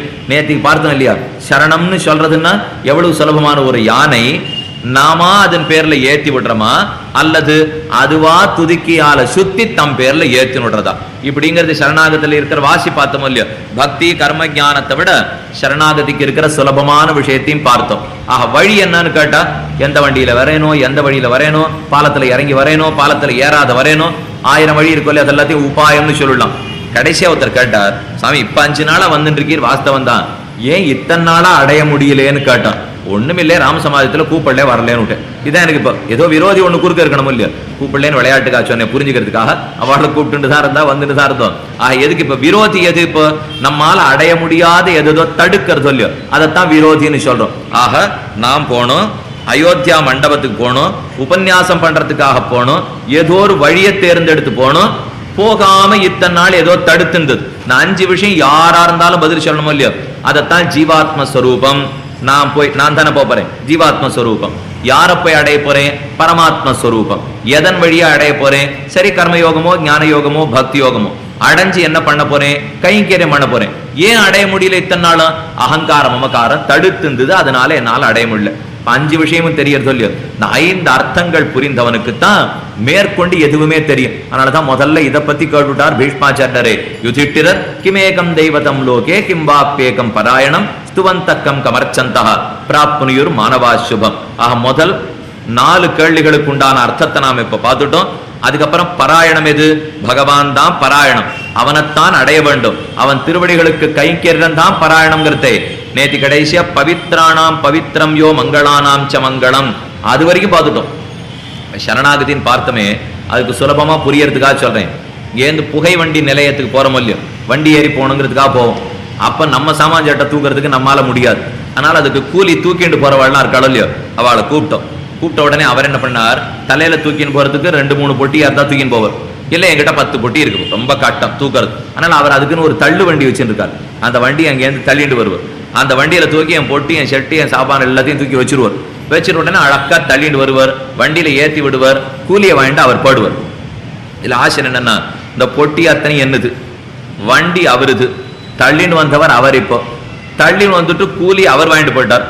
எம் பொட்டியை என் இடத்துக்கு கொண்டு போய் வச்சதுக்கு அவர் கூலியை வாங்கிட்டு போயிட்டார். இப்போ ஒரு நிமிஷம் யோசிச்சு பார்த்தோம்னா, பொட்டி என்னது, வண்டி நான் ஏற போறேன், சீட்டு நான் வாங்கியிருக்கேன், காசு நான் கொடுத்துருக்கேன், என் பொட்டியை கொண்டு என் இடத்துக்கு வச்சதுக்கு யாரோத்தர் கூலி நான் தான் தூக்கின்னு வந்தேன்னு வாங்கிட்டு போனோம்னா கொஞ்சம் நம்ம சிந்தனையை தூண்டுகிற விஷயம் அது. என்ன சிந்தனைனா, பரமாத்மாவை ஞாபகம் வச்சுங்கோ. பரமாத்மாவுக்கு சொத்து நிறைய இருக்கு, நாம் அத்தனை பேரும் அவனுடைய சொத்துக்கள் தான். அந்த பரமாத்மாவுடைய சொத்தை ஏதானும் ஒன்றுல ஏற்றி வச்சு கொண்டு போய் மறுபடியும் அவன் ஸ்ரீவைகுண்டத்துல விட்டாகணும். நம்ம வீட்டுல இருந்து கிளம்பி வண்டியில கொண்டு போய் நாம ஏத்திக்கிறோமோ இல்லையோ, அவனுடைய சொத்தை கொண்டு போய் ஸ்ரீவைகுண்டத்துல விட்டாகணும் இல்லையோ. அதே போல இங்கேயும் கதை பார்த்துங்கோ. நம்முடைய சொத்து, இப்ப நான் தான் பரமாத்மா, என் பொட்டியெல்லாம் தூக்கின்னு போறேன்னு இல்லையோ, நானே பரமாத்மான்னு வச்சுப்போம். நான் என் பொட்டியெல்லாம் எடுத்துன்னு போறேன். இப்போ என் வண்டியில ஏற்றி விடணும். யாரோத்தர் ஒரு வண்டி அங்கேருந்து கொண்டார், தலையில தூக்கின்னு போறதுக்கு அவரால் முடியல. இப்போ ஏன்னா 10 பொட்டியை தூக்கணும் சொன்னா அவர் தூக்க முடிய போறது இல்லை. ஒரு வண்டியை கொண்டார், அந்த வண்டியில எல்லாத்தையும் தூக்கி வச்சார், அழகா கொண்டு ஏற்றி விட்டார். என்னதான் நான் ஏத்தின்னு போயிட்டேன். அந்த வண்டி தான் சரணாதி. போ என்னாலெல்லாம் ஒண்ணுமே தூக்குறதுக்கு முடியாது, என்னுடைய ரக்ஷாபரம் அத்தனை இந்த வண்டியில தூக்கி வச்சு விட்டேன். அது தள்ளிட்டு போறது இல்லையோ, இப்ப சுலபமா தள்ளிட்டு போய் கொண்டு போய் என்னிடத்திலேயே வச்சுட்டார். இப்போ பெருமானுடைய சொத்தை அவனிடத்திலேயே கொண்டு போய் நான் வச்சிருக்கேன். நான் தான் கூலி, நான் தான் இப்ப தள்ளிட்டு போயிருக்கேன். இதை ஆனா ஆச்சரியம் என்ன தெரியுமா, அவன் சொத்தை அவனிடத்துல கொண்டு போய் வச்சதுக்கு மோட்சத்துக்கு நான் தான் பிரயத்தனப்பட்டேன்னு கூலி வாங்கிட்டு போயிட்டேன். இப்போ நான் எந்த பிரயத்தனமும் படவே இல்லை. உண்மையா பார்த்தா அவன் சொத்தை அவங்கிட்ட கொண்டு போய் வச்சிருக்கேன். ஆனா காசு மட்டும் கூலிக்கு தானே கிடைக்கிறது. அதே போலத்தான் நமக்கு இப்போ இந்த சரணாகதிங்கிற சின்ன வண்டியில வச்சு நம்ம ரட்சிக்க வேண்டிய பாரத்தை தள்ளிண்டு போய் அவங்கிட்டயே கொண்டு போய் ஸ்ரீவைகுண்டத்துல ஏத்தி விட்டதுக்கு எனக்கு கூலி கிடைக்கிறது இல்லையோ, அதான் மோட்சம்ங்கிற சிறந்த கூலி. இப்போ அவன் வேலையை அவனுக்காக செய்து விட்டது. என் வேலையே இல்லையாது, சொத்து அவனது, சுவாமி அவன், அவங்கிட்டயே கொண்டு போய் சேர்த்திருக்கேன். இதுக்கு பேர் மட்டும் எனக்கு கிடைச்சது பாருங்க. நான் ஒண்ணும் பண்ணல, இந்த வண்டியை ஒரு தள்ளின்னு போனேன்னு இல்லையோ, இந்த சின்ன வண்டி தான் சரணாகதிங்கிற வண்டி. இந்த வண்டியை தள்ளிட்டு போனதுக்கு இவ்வளவு பெரிய கூலி எனக்கு கிடைச்சதுன்னா அப்ப சரணாகதி எவ்வளவு சுலபமானதா நமக்கு இருந்தாகணும். அதனாலதான் அதை பண்ற செய்தேவே நாம சங்கீர்த்தனத்தினுடைய வைபவத்தையும் தெரிவித்தார்கள். நேற்றுக்கு நாம பார்த்தது இப்போ எது உபாயம்னு பார்த்துட்டோம். சித்தோபாயம் எது, சாத்தியோபாயம் எது, சாலம்பனோபாயம் எது. சாலம்பனோபாயம்ங்கிறது சிரமப்பட்டு மந்திரத்தை சொல்றது. சாத்தியோபாயம்னா நான் சாதிக்கிற உபாயமான பக்தி. சித்தோபாயம்னா அவர் ஏற்கனவே சித்தமா இருக்கார், நான் கட்டமே பட வேண்டாம். இந்த சிங்கம் தாவித்து புழு ஏறி காலில் உட்கார்ந்ததுன்னு சொன்னேனே, அதை போல ரொம்ப சுலபமான வேலை சித்தோபாயம் என்பது. சித்த சாத்திய சாலம்பனோபாயம் மூணையும் பார்த்து முடிச்சுட்டோம். அப்புறம் எது பராயணம், கிம்வாப்யேகம் பராயணம். எது ஒரே அயனம், அயனம்னா அடைகிற இடம், புகலிடம். பராயணம் எது சிறந்த புகலிடம், கடைசியா சேர வேண்டிய இடம்னு கேட்டாரா பகவான் தான். அப்படிங்கிறத பரமம்யோ மகத்தேஜ, பரமம்யோ மகத்தப, பரமம்யோ மகத் பிரம்ம, பரமம்ய பராயணம், பவித்ராணாம் பவித்ரம் யோ மங்களானாஞ்ச மங்களம். இந்த ஸ்லோகம் 2 வரி சேர்த்து ஒன்னா இருக்கும், பிரிச்சுங்கோ. மங்களானாஞ்ச மங்களம் வரைக்கும் முதல் கேள்விக்கு பதில், தைவதம் தேவதானாம் சாலேந்து 2வது கேள்விக்கு பதில். ஆனா ஸ்லோகத்தை பார்த்தா பவித்ரானாம் பவித்ரம் யோ மங்களானாஞ்ச மங்களம் தைவதம் தேவதானாம் ச பூதானாம் யோ யஃபிதான் இருக்கும். ஆனா கேள்வி பதில் 2ஆ பிரிஞ்சு படுத்து, பவித்ரானாம் பவித்ரம் யோ மங்களானாஞ்ச மங்களம் முன் கேள்விக்கு பதில். இதுதான் பாராயணம்னு முடிச்சுட்டார். அதுக்கப்புறம் எது கிமேகம் தெய்வதம் லோகே, எது தெய்வம் இவ்வுலகத்திலே கேள்வி. அழகா பதில் சொன்னார். தெய்வதம் தேவதானாஞ்ச பூதானாம் யோக்யப்பிதா யத சர்வாணி பூதானி பவந்தியாதி யுகாகமே யஸ்மின் ச பிரளயம் யாந்தி புனரேக யுகக்ஷயே தஸ்ய லோக பிரதானஸ்ய ஜகநாதஸ்ய பூபதே விஷ்ணோர்நாம சஹஸ்ரம் மே ஸ்ருணு பாப பயாபஹம் யானி நாமானி கௌணானி விக்யாதானி மகாத்மனஹ ரிஷிபி பரிகீதானி தானி பக்ஷ்யாமி பூதையே. கட்டப்பட்டு கொண்டு போய் முடிக்கிறார். இனிமேனாலும் விஷயம் விட்டு வழக்காராக சொல்றேன்னுட்டு பீஷ்மாச்சாரியர் ஆரம்பிக்க போறார். இப்ப அதுக்கு முன்னாடி கடைசி கேள்விக்கு நான் பதில் பார்க்க போறோம். உண்மையா பார்த்தா முதல் கேள்வி கிமேகம் தெய்வதம் லோகேங்கிறதா முதல் கேள்வி. சாதிக்கிறார், தெய்வதம் தேவதானாம் ச பூதானாம் யஹா அவ்யய பிதா. கொஞ்சம் அடியார்கள் இப்ப 8:5க்கு ஆரம்பிக்கிறோம். இது என்னங்கிற விஷயம் மட்டும் இத்தனை நாளி 5 நாளா கட்டப்படுத்தாதான் சொல்லணும் வந்துட்டேன். இருந்தாலும் வேதாந்தம்ங்கிறது சில சமயமான கொஞ்சமான கட்டப்பட்டு தான் ஆகணும். கட்டம்னா ஒண்ணு பெரிய கட்டம் இல்லை. இப்போ கொஞ்சம் புத்தியை செதற விடாம கேட்டா போதும். தெரிஞ்சதுன்னா தானே அர்த்தம் புரிஞ்சுப்படும். ஏன்னா வேதாந்தார்த்தம் ஜகத்து சிருஷ்டிக்கப்படுறத பத்தி சொல்றார். யார் உலகத்தனையும் படைக்கிறானோ அவன் தான் தெய்வம். நீ தெய்வம் எது தெய்வம் எதுன்னு கேட்ட பாரு. உலகத்தனை யார் படைத்து காத்து அழிக்கிறானோ அந்த தெய்வம் தான் தனிமா தெய்வம். அதுக்கு பதில் சொல்ல ஆரம்பிச்சார். தெய்வதம் தேவதானாம் ச, தேவதைகள்னு உலகத்துல நிறைய பேர் இருக்காள் இல்லையோ. ஏதோ பிரம்மா ஒரு தேவதை, வருணன் ஒரு தேவதை, இந்திரன் ஒரு தேவதை, குபேரன் ஒரு தேவதை, அதே போல வாயு ஒரு தேவதை, வெள்ளம் ஒரு தேவதை இருக்காள் இல்லையோ. தெய்வதம் தேவதானாம் ச, இந்த தேவதைகளுக்கெல்லாம் தேவதையாக இவா இத்தனை பேரை செலுத்துபவனாக ஒருத்தன் இருக்கிறான். அதார்னு கேட்டது உபனிஷத்து, தைத்திரிய உபனிஷத். இந்த உபனிஷத் சொல்லித்து, பீஷாஸ்மாத் வாதப் பவதே பீஷோதேதி சூர்யா பீஷாஸ்மாத் அக்னிச்சேந்திரஸ்ச மிருத்யுர்தாவதி பஞ்சமயிதி. அழகான சாஸ்திர வாக்கியம். கார்த்தால சூரியன் உதிக்கிறதோ இல்லையோ 6 மணி. இந்த பஞ்சாங்கத்தை நீங்கள்லாம் பார்த்துருப்பீங்க. ஸ்ரீரங்கம் பஞ்சாங்கம், பாம்பு பஞ்சாங்கம், அது விதவிதமா ஒருத்தருக்கு ஒரு பஞ்சாங்கம் பிடிக்கும் வச்சுப்போம். இந்த நல்ல சித்திரை மாசம் வைகாசி மாசம் வந்துடுத்துன்னா எப்ப விடியும் 5:40 விடியல் போட்டுருவா. அதே இந்த மார்கழி மாசம் தை மாசம் வராப்புல இருந்ததுன்னா 6:10 6:15 விடியல். கொஞ்சம் விடியலே மாறி போயிடும். இது இந்த குளிர்காலம் வந்ததுன்னா விடியற் கால பொழுதுங்கிறது தள்ளி போகும். அதே போல நல்ல வெய்ய காலம் வந்ததுன்னா விடியற்கால பொழுதுங்கிறது சீக்கிரம் வந்துடும். இந்த விடியற்கால பொழுதுல சூரியன் உதிக்கிறானோ இல்லையோ. இது எத்தனை வருஷத்துக்கு முன்னாடி இப்ப கண்டுபிடிச்சு வச்சிருக்கா? சூரியன் 6:20க்கு இப்ப வரப்போற மார்கழி மாசத்திலே 6:20க்கு உதிக்க போகிறான்னு பஞ்சாங்கத்துல சித்திர மாசம் நம்ம கையில போட்டு கொடுக்குறான். நமக்கு சந்தேகம், அது என்னமா சாமி இவர் சொன்ன அளவுக்கு மாறாம அவர் உதிச்சுட்டே இருப்பாரான்னு. அவர் என்ன இப்பதான் உதிக்கணுமா? ஒரு நாள் அவருக்கு ஜலதோஷம், என்ன பண்றது? இப்போ இவர் பாட்டுக்கு சாஸ்திரிகள் சுவாமி தாம் பஞ்சாங்கத்துல போட்டு வச்சுட்டார் 6:20ன்னுட்டு. அவருக்கு ஒரு நாள் ஜலதோஷம் பிடிச்சா அவர் 6:45க்கு எழுந்து வரேன்னு சொன்னா நான் என்ன பண்றதுன்னா இன்னி வரைக்கும் நடந்ததில்லை. அவ்வளவுதான் சொல்ல முடியுமே தவிர என்ன நம்ம பஞ்சாங்கத்துல ஒருத்தர் எழுதினா அதுக்கு அவன் எதை பயந்து ஓடுறான்? இது பஞ்சாங்கமும் இல்லை, இன்னொன்னு இல்லை. இப்போ எம்பெருமானுடைய ஆணைக்குட்பட்டு பரபிரம்மம் இருக்கும் இல்லையோ, அந்த பரபிரம்மம் ஒத்தொத்தரையும் ஒரு நிலையில வச்சிருக்கு. இப்போ 6:20ன்னா 6:20 தான், 5:40ன்னா 5:40 தான். தப்பி தவறி ஒரு நாள் ஏதான் இவர் மாறி உதிச்சாருன்னா அடுத்த நாள் சூரிய பதவியே அவருக்கு பறிபோகும். அடுத்த நாள்ல அவர் சூரிய கடவுளா இருக்க முடியாது. எத்தனை ஜீவாத்மாக்கள் நிறைய புண்ணியம் பண்ணி காத்திருக்கா. அடுத்த நாள் பதவியே மாத்திரணும் பெருமான். பிரம்மாங்கிறது பதவி, சூரியன்கிறது பதவி, குபேரன்கிறது பதவி. இது ஒன்னொன்னும் பதவி. ஒரு ஜீவாத்மாவை நல்ல ஜீவாத்மாவை எடுத்து அந்த பதவியை கொடுக்கிறான் எம்பெருமான். பிரம்மா எத்தனை நாள் தபஸ் பண்ணாரா ஸ்ரீமன் நாராயணன் குறித்து? பிரம்மா பண்ணது பல நாட்கள். யுககோட்டி சஹசிராணி விஷ்ணும் ஆராத்திய பத்மபூகு புனஸ்திரைலோக்கிய தாத்துவம் பிராப்தவானிதி சுஸ்ரும. தான் திரைலோக்கியத்துக்கு தாத்தா. இந்த பெருமையை பெறுவதற்கு பிரம்மா ரொம்ப பாடுபட்டிருக்கார். தப்பி தவறி ஒரு நாள் அவர் ஏதானு சரியா நடந்துக்கலன்னா பிரம்மா பட்டமே போடும். பிரம்மா பட்டமே போடும்னா அவருக்கு அப்புறம் சிருஷ்டிக்கப்பட்டவர்கள் பட்டத்தை பத்தி கேட்க வேண்டிய தேவையே கிடையாது. பிரமனுக்கே பட்டம் தொலைந்து போகும்னா அவன் பிள்ளைக்கு அவன் பிள்ளைக்கு அவன் பிள்ளைக்கு நாருக்கான இப்ப பட்டம் நிற்க போறதா? சூரியன் பயந்து ஓடுகிறான். வாயு வேகமா ஓடிண்டே இருக்கு. கேட்டா ஏன் சுவாமி இது நிற்கப்படாதோ, பேசாம ஒரு இடத்துல உட்காரப்படாதோ, எதுக்கு இது ஓடிண்டே இருக்குன்னார். ஓடித்தான் ஆகணும். அது மட்டும் எங்கேயா நின்னுதுன்னா மறுநாள் பதவி பறி போடும். அப்ப இந்த தேவதைகளத்தனை யாருக்கு பயந்து ஓடுறது? பீஷாஸ்மாத் வாதப்பவதே பீஷோதேதி சூர்யா பீஷாஸ்மாத் அக்னிச்சேந்திரஸ்ச மிருத்யுர்தாவதி பஞ்சமயதி. யமதர்மராஜன் ஓடுகிறான், வாயு ஓடுகிறான், சூரியன் ஓடுகிறான். அப்ப இந்த தேவதைகள் எல்லாம் யாரோ செலுத்தராப்புல தெரியறது இல்லையோ.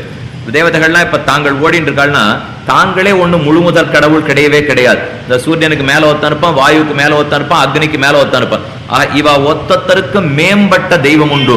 அந்த தெய்வம் ஆறுங்கிறத பத்தி தான் இப்ப பேச்சு. இப்போ தெய்வதம் தேவதானாம்ச, தேவதைகளுக்கெல்லாம் யார் தேவனாக இருப்பனோ மனுஷருக்கு தேவர் போல தேவர்க்கும் தேவாவோன்னு ஆழ்வார் பாசுரம். மனுஷர்களுக்கெல்லாம் தேவர்கள். அந்த தேவர்களை பார்க்கச்சு அவன் இருக்கிற இடம் ரொம்ப வசரம். நமக்கு தோணும் இந்திரன் இருக்கார் 3வது உலகத்திலே, ரொம்ப வசந்த உலகம். பிரம்மா இருக்கார் 7வது உலகத்திலே. இந்த 7-14 7-14 ஒன்று சொல்லிட்டு இருக்கோம் இல்லையோ. நம்ம சேர்த்து மேல 7 லோகம், நமக்கு கீழே 7 லோகம். பூகு புவஹா சுவஹா மகா ஜனஹா தபஹா சத்தியம். இது மேல இருக்கிற 7 லோகம். அதே போல பாதாளம் வரைக்கும் கீழே இருக்கிற 7 லோகம். இதுல கடைசி லோகம் 7வது லோகத்துல பிரம்மா உட்கார்ந்துருக்கார். இந்த ஸ்லோகம் எப்படி இருக்கு? தெய்வத்தம் தேவதானாம்ச, தேவதைகளுக்கெல்லாம் சிவன் நாராயணன் ஸ்ரீவைகுண்டத்திலே தேவதையாக இருக்கிறான். அவ்வளவு தூரம் வித்தியாசம் இருக்குன்னா எவ்வளவு தூரம் தெரியுமா? நமக்கும் பிரம்மலோகத்துக்கும் பிரம்மாவனுடைய லோகத்துக்கு எவ்வளவு வித்தியாசமோ அதை விட அதிக வித்தியாசம் அவனுக்கும் அவனுடைய லோகத்துக்கும். புரிஞ்சுக்கிறது கொஞ்சம் கட்டமா இருக்கும். ஒருத்தர் வேடிக்கையா ஒரு திட்டாந்த உதாரணம் சொன்னார். ஒரு குழந்தைக்கு சந்திரனை காட்டி சோறு ஊட்டின்றா தாயார். இந்த குழந்தை சாப்பிட மாட்டேன்னு அடம்பிடிச்சது. அதனால தாயார் என்ன பண்ணா, சோறு ஊட்டணும். அது அம்புலி மாமா பார், அம்புலியை பார்த்து சோறு ஊட்டுறதுக்காக ஆரம்பிச்சா. ஆழ்வார் பெரிய ஆழ்வார் இந்த அம்புலி பருவத்துக்குன்னே 10 பாசுரம் பாடிவிட்டார். இந்த சந்திரன் மேல போயிட்டு இருந்தானா கண்ணன் அப்படியே தவழறதுக்கு ஆரம்பிச்சான். தன்முகத்து சுட்டி துங்க துங்க தவழ்ந்து போய் பொன்முக கிங்கிணி ஆர்ப்ப கண்ணன் தவழறான். அந்த சந்திரன் பார்க்காம போயிட்டே இருந்துதான். பெரியாழ்வார் கோபம் வந்துருத்து. நின்முகம் கண்ணுளவாகில் நீ இங்கே நோக்கி போ.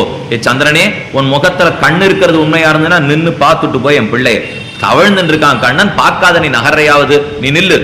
சந்திரன் கேட்டது, என்னால நிற்க முடியாத ஆழ்வியரே, புரிஞ்சுக்காத பேசுறீ என் நிலைமைய, நான் ஓடிண்டே தான் இருந்தாகணும். 5 நிமிஷம் நின்னா உம்ம கண்ணன்னு சொல்றீர, அவனே என் வேலையை போக்கிடுவான். அதான் எனக்கு இருக்கிற பயம். இப்போ இன்னும் சந்திரன் நகர்ந்துட்டே போறதுக்கு ஆரம்பிச்சுதான். அந்த மாதிரி ஒரு தாயார் குழந்தைக்கு சோறு ஊட்டின்றா சந்திரனை காட்டி காட்டி குழந்தை சாப்பிட்டு, அது சாப்பிட்டு முடிச்ச உடனே என்னாச்சு, திடீர்னு தாயாரை கூட்டு சந்திரனை பிடிச்சி தரேன்னு சொல்லியே சாப்பிட்டு முடிச்சுட்டேனே, சந்திரனை பிடிச்சு கொடுன்னு கேட்டு. இப்ப பார்த்தா ஏதோ நீ சாப்பிட்றதுக்காக சந்திரனை சொல்லி சோறுனா சந்திரனையா வாங்கி கொடுக்க முடியும்? அதெல்லாம் முடியாது, அது ரொம்ப வசரத்துல இருக்குன்னா.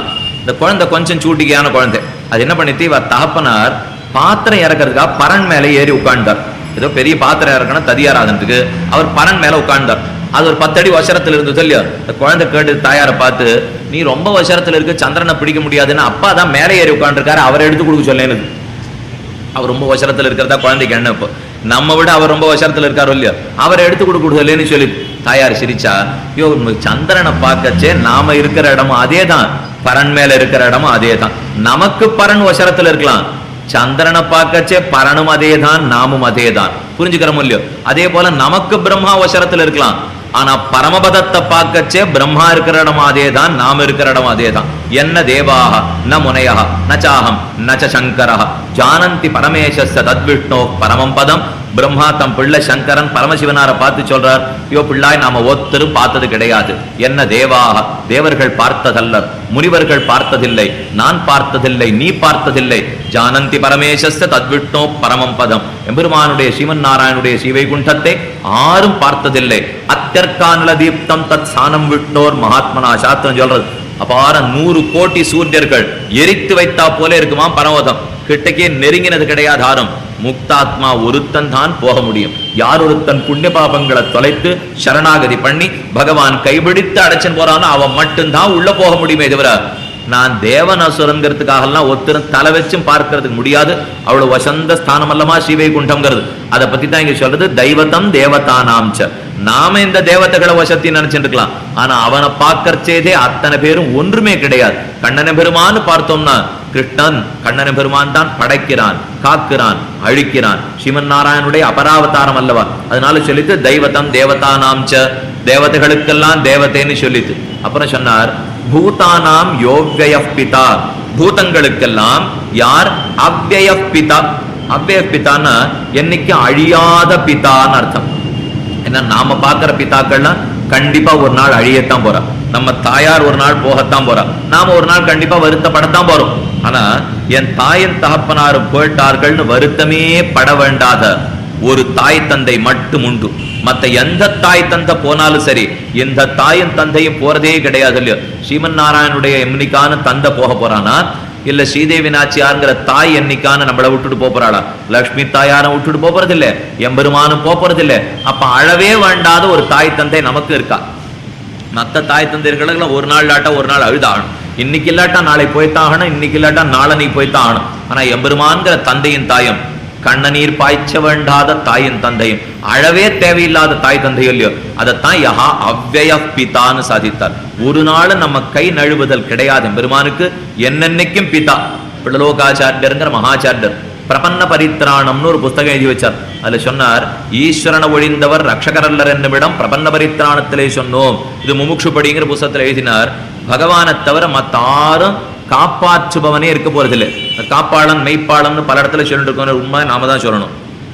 காப்பாளன் இவர்னா, ஏன்னா காப்பாளன் அப்படி பார்த்தோம்னா நிறைய இடத்துல செவுத்துல எழுதி வச்சிருக்கோம். ஒழுங்கா பார்த்தா காப்பாளன் எம்பெருமான்னா, அப்படிதான் ரட்சிக்கிறானா காக்கும் இயல்பினன் கண்ணபிரான்னு சொல்ற இல்லையோ. ஆழ்வார்கள்லாம் சாதித்தார்கள், எம்பெருமான் தான் ரட்சகன், மத்தாறு ரட்சகர்கள் ஆக போறதில்லை. நாம் உடனே எழுந்து நின்று ஆட்சேபித்தோம். இல்லை, என்னுடைய தாயார் தகப்பனார் முதல்ல உறவுக்காரர்கள் தான் என்னை காப்பாத்துவா, பகவான் இல்லைன்னு. ரெண்டாவது சொன்னோம், போனா போறது. தேவர்கள் நிறைய பேர் இருக்கா, அவர்கள்லாம் என்ன காப்பாற்றுவர்கள், பகவான் இல்லைன்னு சொன்னோம். மூணாவது இருக்கவே இருக்கு செல்வம், அது என்ன கை விட்டுடவே விட்டுடாது, அது என்ன காப்பாத்தும். இந்த 3 பேரை பத்தி மட்டும் பார்ப்போமா? இதுகள் ரட்சிக்க போறதா, கைவிடாம பகவான் இருக்க போறானான்னு பார்ப்போம். என் தாய் என்ன காப்பாத்தணும்னு இருந்திருந்தால் பரதன் எப்பவோ கையால காப்பாற்றப்பட்டிருக்கலாம், பண்ணலையே. தாயே கைவிடுறதா அந்த இடத்துல தெரியுது. சரி, தகப்பனார் காப்பாற்றணும்னு இருந்திருந்தா என்னைக்கோ ஹிரண்யகசிபு பிரகலாதனை காப்பாத்திருக்கலாம், தெரியலையே. அவனை கொல்றதுக்காகனா எல்லா முயற்சியும் எடுக்கிறதா தெரியுது. தமையனார் காப்பாத்துறவனா இருந்திருந்தா ராவணனோ வாலியோ விபீஷணனையோ சுக்ரீவனையோ எப்பவோ காப்பாத்திருக்கலாம், தெரியலையே. இப்போ விபீஷணன் கைவிடப்பட்டான் ராவணனாலே, சுக்ரீவன் கைவிடப்பட்டான் வாலியாலே, தமையனாரும் காப்பாத்துறதா தெரியல. சரி, பிள்ளை காப்பாற்றுவனோன்னா கம்சன் நல்ல சுபுத்திரன், குபுத்திரன் வேணுங்கிறதுக்கான சுபுத்திரன்னு சொல்லிக்கலாம். இந்த கம்சன் தாப்பனார் உக்ரசேனர் என்ன பண்ணா, தூக்கி சிறைச்சாலையில் அடைச்சிட்டு பட்டாபிஷேகமே கிடையாதுன்னுட்டான். பிள்ளையும் காப்பாத்துறதா தெரியல. இப்போ எல்லா உறவும் நினைச்சிருந்தா ஒண்ணுமே காணும். சரி, கடைசியா கணவன், கைப்பிடித்த கணவன் கண்டிப்பா காப்பாத்துவார். தாயார் விட்டாலும், தந்தை விட்டாலும், பிராத்தா விட்டாலும், ஆறு விட்டாலும் கணவன் விட்டுவிட மாட்டான்னு. ஐயோ, ஒரு கணவனை பத்தி சொல்லல சுவாமி, 5 பேர் சேர்ந்து கை விட்டுட்டா. கடைசியில் அந்த கதை என்ன தெரியணும். ஏன்னா பஞ்சபாண்டவர்கள் 5 பேரை சேர்ந்து காப்பாத்தல, சூதிலே வைத்து தோற்றார்கள். திரௌபதி இடத்துல இதான் நடந்தது. பர்த்தாவும் இல்லை, பிதாவும் இல்லை, மாதாவும் இல்லை, பிள்ளையும் இல்லை, பிராத்தாவும் இல்லை.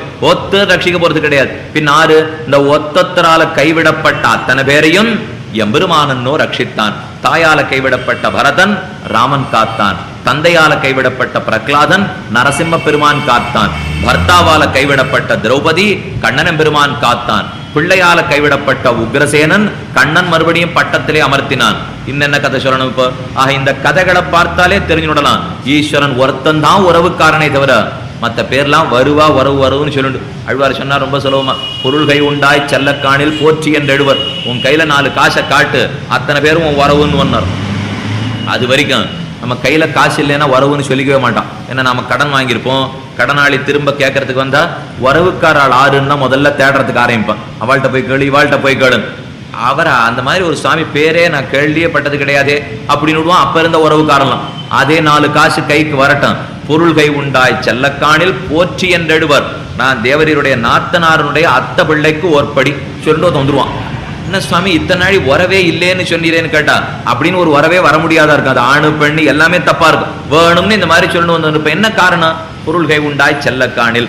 இந்த உறவுகள்லாம் இதுக்கு தான் பிரயோஜனமே தவிர எவ்வுயிருக்கும் தாயிருக்கும் வண்ணம் சேலை கண்ணியரும் பெருஞ்செல்வமும் நன்மக்களும் மேலா தாய் தந்தையரும் அவரே என்னன்னைக்கு உறவு ஒருத்தனாகத்தான் இருப்பன் அப்படின்னு தெரிஞ்சுண்டு நாம சங்கீர்த்தனம் பண்ணணும். எதற்காகனா, சங்கீர்த்தனம் பண்றோமோ இல்லையோ, இந்த பண்ற சமயத்திலே எந்த விதமான அதிகாரமும் தேவையில்லைன்னு பார்த்துட்டோம். அதுக்குன்னு ஒரு யோக்கியத்தை சம்பாதிக்க வேண்டாம்னு பார்த்துட்டோம். வியாக்கியாத அழகா சாதித்தார், என் தாய் பெயரை அம்மே என்று கூப்பிட எனக்கு யோக்கியத்தை தேவையில்லை. ஒரு குழந்தை யோக்கியத்தையா கேட்கும், தன் அம்மாவனுடைய பேரை அம்மானு கூப்பிடணும். அம்மா என்னைக்கான குழந்தைய கூட்டு, என் பேர் அம்மானு கூப்பிடணும்னா நீ இப்படி எப்படியெல்லாம் நடந்தாத்தான் என் அம்மானு கூப்பிடலாம் சொன்னதே கிடையாது. அம்மானு கூப்பிடுறதுக்கு நான் ஏதாவது யோக்கியத்தை சம்பாதிக்கணுமா, அதிகாரம் சம்பாதிக்கணுமா? தேவையில்லையே. அதே போல எம்பெருமானுடைய திருநாமத்தை சொல்ல அம்மாங்கிற பேரை சொல்றா போலே யோக்கியத்தை தேவையே கிடையாது. உடனே எழுதினார்.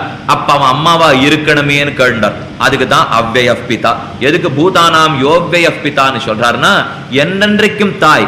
இந்த தாயான ஒரு நாள் உன்னை விட்டு பிரிவள், ஆனா இந்த தாய் என்னைக்குமே உன்னை விட்டு பிரிக்கிறா சொல்லியோ, அப்ப தைரியமா அவன் திருநாமத்தை சொல்லிட்டே இருக்கலாம். தாயினுடைய பெயரை அதிகாரம் இல்லாதவன் கூட சொல்லலாம்.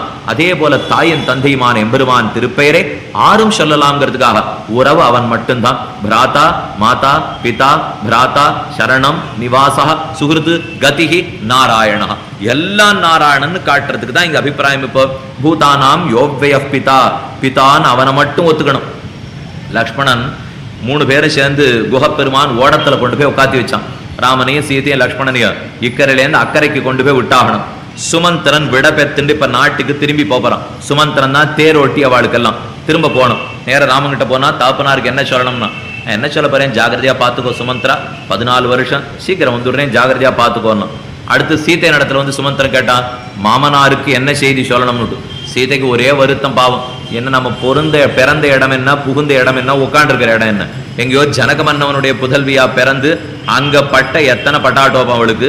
வந்து சேர்ந்த இடம் தசரதனுக்கு மனாட்டு பெண் சாமான்யமா, அங்க என்ன உயர்வு ஒண்ணுமில்லையோ. ஒரு வேடன் கொண்டு காட்டுக்கு நடுவுல ஓடத்துல கொண்டு வச்சிருக்கான். எத்தனை வருத்தப்பட்டிருப்பள் சீதை. வாயே திறக்க முடியல, தொண்டை அடைச்சு நிறுத்து, பேசாம இருந்துட்டான். அடுத்து சுமந்திரன் லக்ஷ்மணன் இடத்திலே வந்தான். லக்ஷ்மணா, உன்னுடைய தந்தைக்கு என்ன செய்தி சொல்லுன்னு கேட்டான். லக்ஷ்மணன் பதில் கேள்வி கேட்டான். தந்தைக்கு என்ன செய்தின்னு கேட்காதே, தசரத மன்னவனுக்கு என்ன சொல்லணும்னு கேளு சொன்னா லக்ஷ்மணன். ஏன் 2 பேரும் ஒண்ணு தானே, இப்ப என்ன புதுசா கண்டுபிடிச்சிட்டே, தசரன் தானே உன்னுடைய தந்தை, என்ன சொல்லணும்னா அவனை தந்தையா மதிக்கலேன்னு போய் சொல்லணுட்டான் லக்ஷ்மணன். பித்ருத்வன் நோபலக்ஷயே, வால்மீகி ராமாயணத்தில் அழகா சாதித்தார். அவனை நான் பிதான்னு மதிக்கலேன்னு போய் சொல்லு. கேட்டுட்டான். வேகமா சுமந்திரன் நாட்டுக்கு வந்தான். தசரதனுக்கு ஏற்கனவே பிராணம் போயிட்டு இருக்கு. அவனை கூட்டு சொல்றான் சுமந்திரன் மெதுவா. சில பேருக்கு இந்த குணம் போகவே போகாது. வந்தான், தாப்பனார் இல்லைன்னு சொல்லியிருக்கான், பேசாம வாய் புத்தின்னு இருக்க வேண்டியதானே. நேர வந்தான். விஷயத்தே மகாராஜ ராமவியசன கரிசிதாக சபுஷ்பாங்குர கோரக்காக அபிவிருக்ஷா பரிமலானாக. கேளு கேளு, உன் நாட்டை பத்தி கேளு தசரதா, உன் பிள்ளை லட்சணத்தை சொல்றேன் கேளுன்னா. அவனுக்கு உயிர் பாதி தூசல் அழின்னு இருக்கு. இப்போ என்ன சொன்னா என் பிள்ளைன்னு கேட்டான். உன்னை தகப்பனாரா மதிக்கலேன்னு சொல்லிட்டான்னுட்டான். இவன் எதிர்பார்ப்பு மிச்ச பிராணன்னு போடும்னுட்டு. ஆனா அங்க என்ன நடந்ததுன்னா, இருந்த பிராணன் வந்துடுது இப்ப தசரதனுக்கு. என் பிள்ளை அப்படியா சொன்னா, என்ன சொன்னா, பிதாவா மதிக்கலன்னு சொன்னியா, அப்புறம் என்ன சொன்னான்னு கேட்டான் தசரதன். ஞாபகப்படுத்தி பார்த்தா சுமந்திரன், ஆமா அப்புறம் ஏதோ சொன்னானே, ஒரு வார்த்தை மட்டும் சொல்லல லக்ஷ்மணன். அப்புறம் என்ன சொன்னா தெரியுமா, பிராதா பர்த்தாச்ச பந்துஷ்ச மம ராகவா. நான் யாரை, உன்ன தகப்பனாரா மதிக்கலே, அந்த தகப்பன் எனக்கு ராமன், தமையன் எனக்கு ராமன், பந்து எனக்கு ராமன், தாய் எனக்கு ராமன், எல்லா உறவும் எனக்கு ராமன் என்ன லக்ஷ்மணன் சொன்னான்னா கூத்தாட ஆரம்பிச்சுட்டான் தசரதன். இப்ப சொல்றேன் சுமந்திரா, ராமனை பெற்று நான் சந்தோஷமே படலை, லக்ஷ்மணனை பெற்றுத்தான் சந்தோஷப்பட்டேன். ஏன்னா என் ராமன் எல்லாம் ஒருத்தன் சொல்லுவன்னா அதுன்னா எனக்கு ஆனந்தம். என்ன ஆனந்தமா பேசிட்டு இருக்கான் தசரதன். பிதா இல்லேன்னு நேர பெத்தவனை பார்த்து சொல்லிட்டு இருக்கான். நமக்கெல்லாம் புத்திரர்கள்னு பேரு, பிதாவே இல்லைன்னு சொல்லிட்டு இருக்கோம். நமக்கு புத்திரர்கள்னு பேரு. புன்னாம்னோ நரகாத்து திராயத்தேப்தி புத்திரா. புத்திரன் புத்திரன் ஏன் சொல்றோம் தெரியுமா, புத்துன்னு ஒரு நரகம் கிடைக்குமா. புத்திரன் பெறாம போயிருந்தா புத்துங்கிற நரக்கம் கிடைக்கும்னா. இது எங்கேயோ ஒரு இடத்துல உபன்யாசம் பண்ணிட்டேன். முடிஞ்ச உடனே ஒருத்தர் எழுந்து வந்தார், சாமி எனக்கு பொண்ணுதான் இருக்கா நரகம் உண்டான்னு கேட்டார். இதுக்கெல்லாம் இப்ப அர்த்தம் இல்லை. இப்போ புத்துன்னு நரக்கம்னா கீழேந்து சொல்லிட்டு வந்திருக்கேன். தேவையில்லாம வார்த்தைகளை வெறும் ஸ்திரீ வெறும் ஆண்னு நாம அர்த்தம் பண்ணிக்கவே கூடாது. ஆத்மாங்கிற அர்த்தத்துல தான் எல்லாத்தையும் முக்கியமா சொல்லுவாளே தவிர, சில இடத்துல புத்திரன்னா புத்திரன்னா புத்திரினா புத்திரி தான். இதெல்லாமே சரணாகதி பண்ணாதவனை குறித்து தான் பேச்சு. ஒருத்தன் சரணாகதி பண்ணப்புறம் இந்த 7 பாபத்தையும் போக்குறவன் புத்திரன் இல்லாத பாபத்தையும் சேர்த்து போக மாட்டானா. கொஞ்சம் நாம யோசிச்சு பார்க்கணும். இத்தனை பாபங்கள் போறது ஒரு பிள்ளை பெறாத பாபத்துக்காக மோட்சம் கிடைக்காது எங்கேயா நமக்கு இருக்க போறதா. எல்லாம் தாழ்ந்த நிலையில் இருக்கிறவாளை பத்தி பேச்சே தவிர, சரணம்னு அவன் திருவடிகளை பத்த வந்தவனே யாரு எந்த தடங்களும் பண்ணுவதற்கே வாய்ப்பில்லை. அதுக்கு ஆணும் விலக்கல்ல, பெண்ணும் விலக்கல்ல, விலங்கும் விலக்கல்ல, யாருமே விலக்காயிட முடியாதே. அப்பதான் தெரிவித்தான், நான் ஆரையும் பிதாவாக, புத்திரன்னா நமக்கு என்ன பேரு, இப்போ புன்னாம்னோ நரகாது திராத்தேது புத்திரா, புத்துங்கிற நரக்கத்திலேருந்து காப்பாற்றுவனாம். குழந்தை பிறந்த உடனே குளத்துல போய் குதிக்கணும். தர்மசாஸ்திரம் சொல்றது குளத்துல போய் குதி. சுவாமி குளம் எங்கேன்னு என்ன கேட்க வேண்டாம், சாஸ்திரம் இருந்ததை பத்தி இப்ப நான் சொல்லிட்டு இருக்கேன். அதுக்கு அப்புறம் ஜலம் எங்கேன்னு கேட்பேன், மழை பெஞ்சுதான் கேட்பேன், அது எதுக்கு எனக்கு பதில் தெரியாது. இப்போ சாஸ்திரம் சொன்னது குளத்துல போய் குதிக்கணும். குதிச்ச உடனே அந்த வேகத்துல நீர்த்தி விலைகள்லாம் மேல போகுமா. போய் மேல பித்திருக்கள் இருக்காளோ இல்லையோ, அவ முகத்துல பட்டு இனிமே உன் வம்சத்துல பிறந்தானே அவனுக்கு புத்துங்கிற நரக்கம் இல்லை, ஏன்னா புள்ள பிறந்துட்டான் அப்படின்னு இந்த ஜலம் போய் அவளுக்கு செய்தி சொல்லுமா. உடனே எனக்கு புத்துங்கிற நரக்கம் இல்லை. சரி வளர்த்துட்டேன். பிள்ளை பிறந்தான் 20 வயசு 25 வயசு, மார்பலையும் தோல்லையும் போட்டு வளர்த்து சோறும் தண்ணியும் பாலுமா கொடுத்து வளர்த்துட்டேன் பிள்ளை. 25 வயசு, ஒசரமா என்னை விட 2 அடி ஒசரம் வந்து நின்றுட்டான். வந்து நின்னவன் ஏதோ சொல்ல போறானாக்குன்னு பார்த்துட்டேன். ஏன்னா நீர் சரியா படிக்க வைக்கல, சரியான இடத்துல சேர்க்கல, சரியான வேலை வாங்கி கொடுக்கல, இந்த மாதிரி நீர் வளர்க்கல, இது இத்தனையும் சொன்னா இத்தனை கட்டப்பட்டு நான் வளர்த்த. அப்புறம் ஒருத்தர் வெடிக்கையா சொன்னார், இதை விட புது நரக்கமே தேவலேன்னு தோணி போயிருக்கும். இந்த பிள்ளை இவ்வளவு தூரம் பெத்து வளர்த்து இது இந்த மாதிரி என்ன கேள்வி கேட்கறதுக்கு இதை விட நரக்கமே தேவலேன்னு தோணிப்படும் இல்லையோ. இப்ப அப்படிதான் சொல்லிட்டான் லக்ஷ்மணன். இவ்வளவு ஜாக்கிரதையா தசரதன் வளர்த்தான், ஒரே நிமிஷத்துல உன்னை பிதாவாவே மதிக்கலேன்னு சொல்லிட்டானே. அந்த மதிக்கலேன்னு சொன்னதை பத்தி வருத்தம் இல்லை இப்ப தசரதனுக்கு. அடுத்த அத்தனையுமா ராமனை பத்தினேன்னு சொன்னாரோ இல்லையோ. ஆக ராமனை தனக்கு மாதா பிதா பிராதா சரணம் சுகுர்த்து எல்லாமாக நினைத்திருந்தான் லக்ஷ்மணன். அதைத்தான் இந்த வாக்கியம் சொல்றது. இப்போ அந்த அளவுக்கு நெருக்கமான உறவுன்னு நாம தெரிஞ்சுட்டாதான் உறவுக்காரால கூப்பிடுறதுக்கு அதிகாரமே பார்க்க மாட்டோம் இல்லையோ. என் தகப்பனாரை கூப்பிடுறதுக்கு அதிகாரம் பார்க்கணுமா? என் தாயாரை கூப்பிடுறதுக்கு எனக்கு யோக்கியதை வேணுமா? தேவையே இல்லை. அந்த அளவுக்கு தாயன் தகப்பனம்னு புரிஞ்சுட்டாதான் திருநாமம் சொல்றதுக்கு யோக்கியதை வேண்டாம்ங்கிறது நமக்கு புரியும். அதுக்கு தான் அத்தனை விதமான உறவுன்னு சாதித்தார். தெய்வத்தம் தேவதானாம் ச பூதானாம் யோக்ய பிதா அவ்வய பிதா, ஒரு நாளும் கை நழுவாத பிதா, என்னன்னைக்கும் கெட்டியா பிடிச்சிருந்தாலும் எம்பெருமான் பூதானாம் யோக்ய பிதா. இனி சொல்ல போறது முக்கியமான அபிப்பிராயம். யத சர்வாணி பூதானி பவந்தியாதி யுகாகமே யஸ்மிம்ச பிரளயம் யாந்தி புனரேவ யுகக்ஷயே. சிருஷ்டியை பத்தி உண்மையா வளர்க்கிறார் இப்ப பீஷ்மாச்சாரியர். யத சர்வாணி பூதானி, யதா எவனிடத்திலிருந்து, சர்வாணி பூதானி இந்த ஜீவராசிகள் அத்தனையும் உண்டாயிருக்குமோ, யஸ்மிம்ச பிரளயம் யாந்தி எவனிடத்தில் உண்டான ஜீவராசிகள் அத்தனையும் சென்று லயிக்குமோ. அப்படின்னா சிருஷ்டிக்கிறது யாரோ, சம்ஹாரம் பண்றது யாரோன்னு அர்த்தம். யத சர்வாணி பூதானி பவந்தி யுகாகமே. எப்ப சிருஷ்டிக்கப்படுது? ஆதி யுகாகமே. யுகம் ஆரம்பிக்கச்சே சிருஷ்டிக்கிறானோ எம்பெருமான்.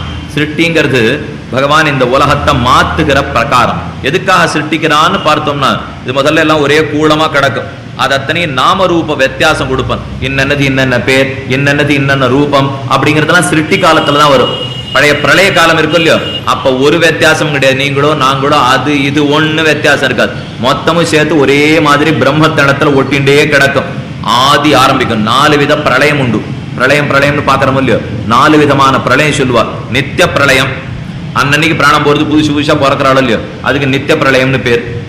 அதுக்கப்புறம் நைமித்திக பிரளயம், பிரம்மாவுக்கு பகல் பொழுது முடியும்.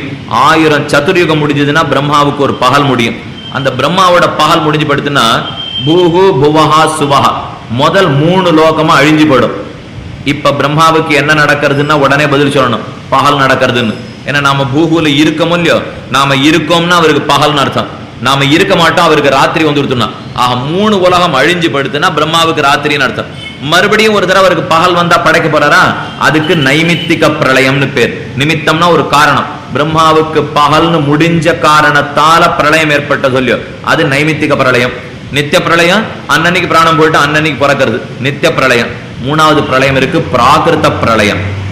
பிராகிருத பிரளயம்ங்கிறது எல்லாம் சேர்த்து மொத்தமா லயிச்சு போடும், எதுவுமே இருக்காது. இந்த 3 லோகத்தை பத்தி இல்ல, 7 லோகம் சேர்த்தாலும் இருக்கவே இருக்காது. அதுக்கு பிராகிருத பிரளயம்னு பேர். இது மொத்தமும் சேர்ந்து பகவான்கிற பிரம்மம் அவனுடைய திருமேனியில போய் ஒன்னா ஒட்டினுடும். எல்லாம் இருக்கும், ஒண்ணு போயிடாது. ஆனா எப்படி இருக்கா தெரியுமா? நான் இருக்காது, நீன்னு இருக்காது, புஸ்தகம் இருக்காது, கண்ணாடின்னு இருக்காது. இது மொத்தமும் சேர்த்து ஒரே கூடமா நாமமோ ரூபமோ சொல்லவே முடியாது. அதுக்கு பேரும் இருக்காது, உருவமும் இருக்காது. போய் பிரம்மத்த இடத்துல ஒட்டினுடும். அப்படி ரொம்ப காலம் கிடக்கும். மறுபடியும் சிருஷ்டிக்க ஆரம்பிக்கிறான் எம்பெருமான். அந்த சிருஷ்டிக்க செய்தே படைக்கிறானோ இல்லையோ, அதுக்கு பிராகிருத பிரளயம் முடிந்த பிராகிருத சிருஷ்டின்னு பேர். இப்ப நம்ம பார்த்திருக்கிறது என்ன? நித்திய பிரளயம், நைமித்திக பிரளயம், பிராகிருத பிரளயம். இன்னும் ஒன்னே ஒண்ணு இருக்கு, அதை மட்டும் தெரிஞ்சுப்போம். ஆத்தியந்திக பிரளயம். ஆத்தியந்திக பிரளயம்ங்கிறது இது இத்தனை சுழல்ல இருந்து விடுபட்டு ஒரு ஜீவாத்மா மோட்சத்துக்கு போய் சேர்றான் கொடுக்க உலகம் இருந்துட்டே இருக்கும். ஆனா இவனுடைய சுழல் முடிஞ்சு படுத்தோ இல்லையோ, அதுக்கு ஆத்தியந்திக பிரளயம்னு பேர். உலகம் அத்தனை இருக்கு, ஆனா எனக்கு இனிமே பிறக்க வேண்டிய தேவையில்லை. சரணாகதி பண்ணி பாபத்தத்தனையை தொலைச்சுண்டு என்னை பொறுத்த வரைக்கும் முடிஞ்சு படுத்து சுவாமி, இனிமே நான் பிறக்க வேண்டான்னு சொல்றோம் இல்லையோ, அதுக்கு ஆத்தியந்திக பிரளயம்னு பேர். ஆக நித்திய பிரளய, நைமித்திக பிரளய, பிராகிருத பிரளய, ஆத்தியந்திக பிரளயங்கள். இந்த 4 பிரளயத்துக்கு அப்புறம் எம்பெருமான் சிருஷ்டிக்கிறான். எவனிடத்திலிருந்து இத்தனையும் தோன்றுகின்றனவோ, இப்ப சொல்ல போறது என்ன? கிமேகம் தெய்வத்தம் லோகே எது ஒரே தெய்வம்னு கேட்டாரோ இல்லையா, அந்த தெய்வம் ஆறுன்னு பதில் சொல்றார். யத சர்வாணி பூதானி, எவனிடத்திலிருந்து இது இத்தனையும் தோன்றுமோ, பவந்தியாதி யுகாகமே, யுகத்தினுடைய ஆரம்பத்துல எவங்கிட்டேந்து தோன்றுமோ. அடுத்து யஸ்மிம்ச பிரளயம் யாந்தி புனரேவ யுகக்ஷயே, யுகம் முடிகிற காலத்தே மறுபடியும் எவங்கிட்ட போய் எல்லாம் சேர்ந்துருமோ, அவனிடத்திலேருந்தே கிளம்பும், அவனிடத்திலே போய் சேர்ந்துரும். அப்படிப்பட்டவன் தான் பரபிரம்மம், அவன் தான் தேவதை, அவன் தான் ஜகத்துக்கே காரணம். ஜகத் காரணம் ஆறுங்கிறதுல தான் இப்ப மொத்த விசாரம். ஜகத் ஆறு சிருஷ்டித்தானோ, யார் ரட்சிக்கிறானோ, யார் சம்ஹரிக்கிறானோ, அவன் தான் முழுமுதற் கடவுளாக இருக்கவே முடியும். யார் அதை பண்றான், இன்னும் பேர சொல்லல. இப்போ யத சர்வாணி பூதானி பவந்தியாதி யுகாகமே யஸ்மிம் ச பிரளயம் யாந்தி புனரேவ யுகக்ஷயே. சிருஷ்டி ஆரம்பிக்கச்சே எல்லாம் படைக்கப்படுறது, முடிக்கச்சே எல்லாம் போய் அழிஞ்சுடுறது. இதைத்தான் பராசரத்துல மைத்திரேயர் கதை கேட்டார். விஷ்ணு புராணம் சொன்னாரோ இல்லையோ, பராசர பகவான் மைத்திரேயருக்கு மைத்திரேய பப்ரச்ச முதல்ல கேட்க ஆரம்பிப்பார். எங்கிருந்து பிறந்தது, எங்கிருந்து வளர்ந்தது, நாம் அத்தனை பேரும் இங்க உட்காந்துருக்கோம். சுவாமி உங்க ஆறு சிருஷ்டித்தான்னு கேட்டோம். தாயார் தகப்பனார் ரொம்ப வேகமா பதில் சொல்லிடுவோம். அடுத்த கேள்வி அவர் ஆறு சிருஷ்டித்தான் வா, அவர் தாயார், அவரே, அவர் தாயார், அவரே சொல்லிட்டே இருக்க வேண்டியதான். இது கடைசி வரைக்கும் போய் முடியவே முடியாது. இப்ப எனக்கு அப்புறம் எத்தனை பேர், நல்ல வேலை அமாவாசை தர்ப்பணத்தன்னைக்கு 3 பேர் பேர் போறோம்னு சொல்லி வச்சிருக்கா. அது இன்னும் 30 300 தெரியும்னு சொல்லி வச்சிருந்தாலும் தேடிட்டே இருக்க வேண்டியதான். அதுக்கு பெரிய புஸ்தகம் போட்டு வச்சுக்க வேண்டியதான். பேராய் அது ஒரு சாசனம் ஆயிடும். அப்புறம் விஷ்ணு சாசனா மகிமை தெரிஞ்சுக்கிறது போறாதுன்னு அப்புறம் முப்பாட்டன் தெரிஞ்சுன்னு போயிட்டு இருக்க முடியுமா? நல்ல வேளை 3 பேரோட நிறுத்திக்கணும். ஆனா இது இத்தனை பேருக்கு சேர்த்து யார் காரணம்னு பார்த்தோம்னா பரபிரம்மம். அந்த பிரம்மத்தை கீழே சொன்னாரோ இல்லையோ, பரமம்யோ மகத்தேஜா, பரமம்யோ மகத்தபா, பரமம்யோ மகத் பிரம்ம. அந்த பிரம்மத்தை பத்தி தான் இப்ப விளக்கிட்டு இருக்க. பிருகத்வாது பிரம்மணத்வாச்ச பிரம்மமித் அபிதீயதே. பிரம்மத்துக்கு எது லட்சணம்? ஜெகஜன்மாதி காரணத்துவம் பிரம்ம லட்சணம். ஜகத்துக்கு ஜன்மம் முதலான காரணங்கள் பிரம்மத்துக்கு இருக்க இன்றியமையாத லட்சணம். பிரம்மம்னு சொன்னாலே அதுதான் படைக்கணும், அதுதான் காக்கணும், அதுதான் அழிக்கணும். அந்த பிரம்மன் தான் நமக்கு அடைய வேண்டிய பொருள். அந்த பிரம்மன் தான் ஒரே கடவுள்னு சாதிக்கிறார். இப்பொழுது யத சர்வாணி பூதானி பவந்தியாதி யுகாகமே யஸ்மிம்ச பிரளயம் யாந்தி புனரேவ யுகக்ஷயே. மறுபடியும் யுகம் முடிஞ்ச உடனே அவங்ககிட்டயே போய் சேர்றது. அதுக்கு மேல சாதித்தார், யஸ்மிம்ச பிரளயம் யாந்தி புனரேவ யுகக்ஷயே தஸ்ய லோக பிரதானஸ்ய, இந்த உலகத்துக்கே பிரதானமானவர் எம்பெருமான். ஜெகநாதஸ்ய, ஜகத்துக்கே நாதன். ஜெகநாதன் ஜெகநாதன் இங்க யார சொல்றாரு தெரியுமா? புரி ஜெகநாத கஷேத்திரம். இன்னைக்கும் புரி நீங்க பல பேர் சேவிச்சிருக்கலாம். ஒரியா மாநிலத்தில் இருக்கோ இல்லையோ புரி ஜெகநாத கஷேத்திரம். ரத யாத்திரா, ரத யாத்திரான்னு ரொம்ப பிரசித்தமான யாத்திரை. சேவிக்கணும்னா அன்னைக்கு போய் சேவிக்கணும். நாமெல்லாம் அவ்வளவு கூட்டம் எங்கேயும் கூடுறதே கிடையாது. இப்ப வைகுண்ட ஏகாதசின்னு சொல்லுவா, என்ன மிஞ்சி மிஞ்சி போச்சுன்னா அன்னைக்கு காத்தாலேன்னு சாயங்காலம் வரைக்கும் 1 லட்சம் பேர் சேவிச்சுட்டு போறா, அவ்வளவுதான். அது ஒரு சமயத்துல பார்த்தா 20,000 பேருக்கு மேல இருக்கவே மாட்டான். நம்ம தெற்கு பக்கத்துல என்னமோ தெரியல, ரொம்ப வெட்கம். எதெடுக்காலும் வெக்கம் வெக்கம் வெக்கம். வாசல்ல இறங்குறதுன்னா வெக்கம், வேட்டிய கட்டிக்கிறதுன்னா வெட்கம், திருமண் காப்பை சாத்திக்கிறதுன்னா வெட்கம். யாரோ என்னமோ சொல்லிட போறான், யாரோ என்னமோ சொல்லிட போறான். ஒருத்தரும் ஒன்னும் சொல்ல காத்துட்டு. வடக்க போனா தெரியும் வெட்கமே குறைஞ்சுங்கிறது. ஏன்னா அங்க போனோம்னா இந்த பக்தியை பத்தி அவன் கவலையே படுறது கிடையாது. பக்தி வந்துடுத்துனா எப்பேற்பட்ட பணக்காரனும் வாசல்ல வந்து ஆட போறான். அவன் உள்ள இருக்குமா வெளியில இருக்குமாங்கிற கவலைப்படவே மாட்டான். இப்ப ரத யாத்திரைன்னா குறைஞ்சது 5 லட்சம் பேர் நின்றுட்டு இருக்கான் அந்த இடத்துல. யார் சுவாமி? ஒண்ணு வேலை மன கட்டுவாள்லாம் நின்றுட்டு இருக்காளா கோவில்ல? இப்ப ஏன்னா நம்ம கிட்ட நிறைய படிச்சு மெத்த பெரிய வேலையெல்லாம் பாக்குறோம், அவள்லாம் வரவே மாட்டான். நாங்களாம் மகா ஞானிகள் சுவாமி, இருந்த இடத்துல இருந்தே பகவானை தியானம் பண்ணுவோம். இந்த மாதிரி இந்த வாசல்ல போறவாளுக்கு தான் கோவில்ல போய் நின்று பிரசாதம் கொடுப்பா, வாங்கிட்டு போகணும், இப்படி நிவன் சொல்லிட்டு இருப்பான். அங்க கோட்டீஸ்வரன் தான் முதல்ல நின்று தபலாவே வாசிச்சுட்டு இருப்பான். அங்க மிருதங்கமும் அது பிடிலும் வாசிச்சுட்டு இருக்கான்னா கோட்டீஸ்வரன் வந்து தான் கைங்கரமா இருப்பான். இன்னைக்கு நீங்க துவாரகையில போய் பாருங்க, கார்த்தால 5:30 மணிக்கு முதல் சேவை. துவாரகையில முதல் சேவை 5:30 மணிக்கு ஆரம்பிக்கும். இந்த ஊர்ல இருக்கிற அத்தனை கோட்டீஸ்வரர் பெரிய பெரிய வண்டி, நம்மகிட்ட இந்த குட்டி வண்டிலாம் அவனுக்கு தெரியவே தெரியாது. ஒன்னொன்னும் 15 லட்சம் 20 லட்சம். அந்த வண்டியில கொண்டு வந்து அவாவா மனைவிமார்களையும் தாய்மார்களையும் இறக்கி விட்டுட்டு சேவிச்சுட்டு போவா. 5:30 மணி சேவை சேவிச்சுட்டு. அந்த ஊர்ல அழகு நம்ம ஊர் ஆட்டம் முழுக்க திறந்து வைக்க மாட்டான். 5:30 திறந்தா 5:50 மூழ்டுவோம், 6:30 திறந்தா 6:50 மூழ்டுவோம், 7:30 திறந்தா 7:50 மூழ்டுவோம். ஏன் சுவாமின்னு கேட்டோம்னா கண்ணன் சின்ன குழந்தைய நின்றுட்டே இருக்க முடியாதுன்னு கதவை சாதிடுவோம். ஏன்னா 20 நிமிஷத்துக்கு மேல நின்னா சின்ன குழந்தை எத்தனை உங்களை பாக்குறதுக்கு அது காத்துட்டு இருக்க முடியுமா? அப்ப அதனால 20 நிமிஷம் தரப்பா 20 நிமிஷம் மூடிட்டே போடுவார்கள். அந்த 5:30 மணிக்கு கொண்டு விட்டா 9:30 மணிக்கு சேவை இருக்கும் இல்லையோ, அது வரைக்கும் இந்த பணக்காரால் அத்தனை பேர் உட்காந்து காய்கறி திருத்துறது முழுக்க அவாதான். என்னென்ன கோலம் போடணுமோ அவாதான். பாகவத பாராயணம் பண்றது அவாதான். அன்னைக்கு முழுக்க தேவையான பூ தொடுக்கிறது அவாதான்.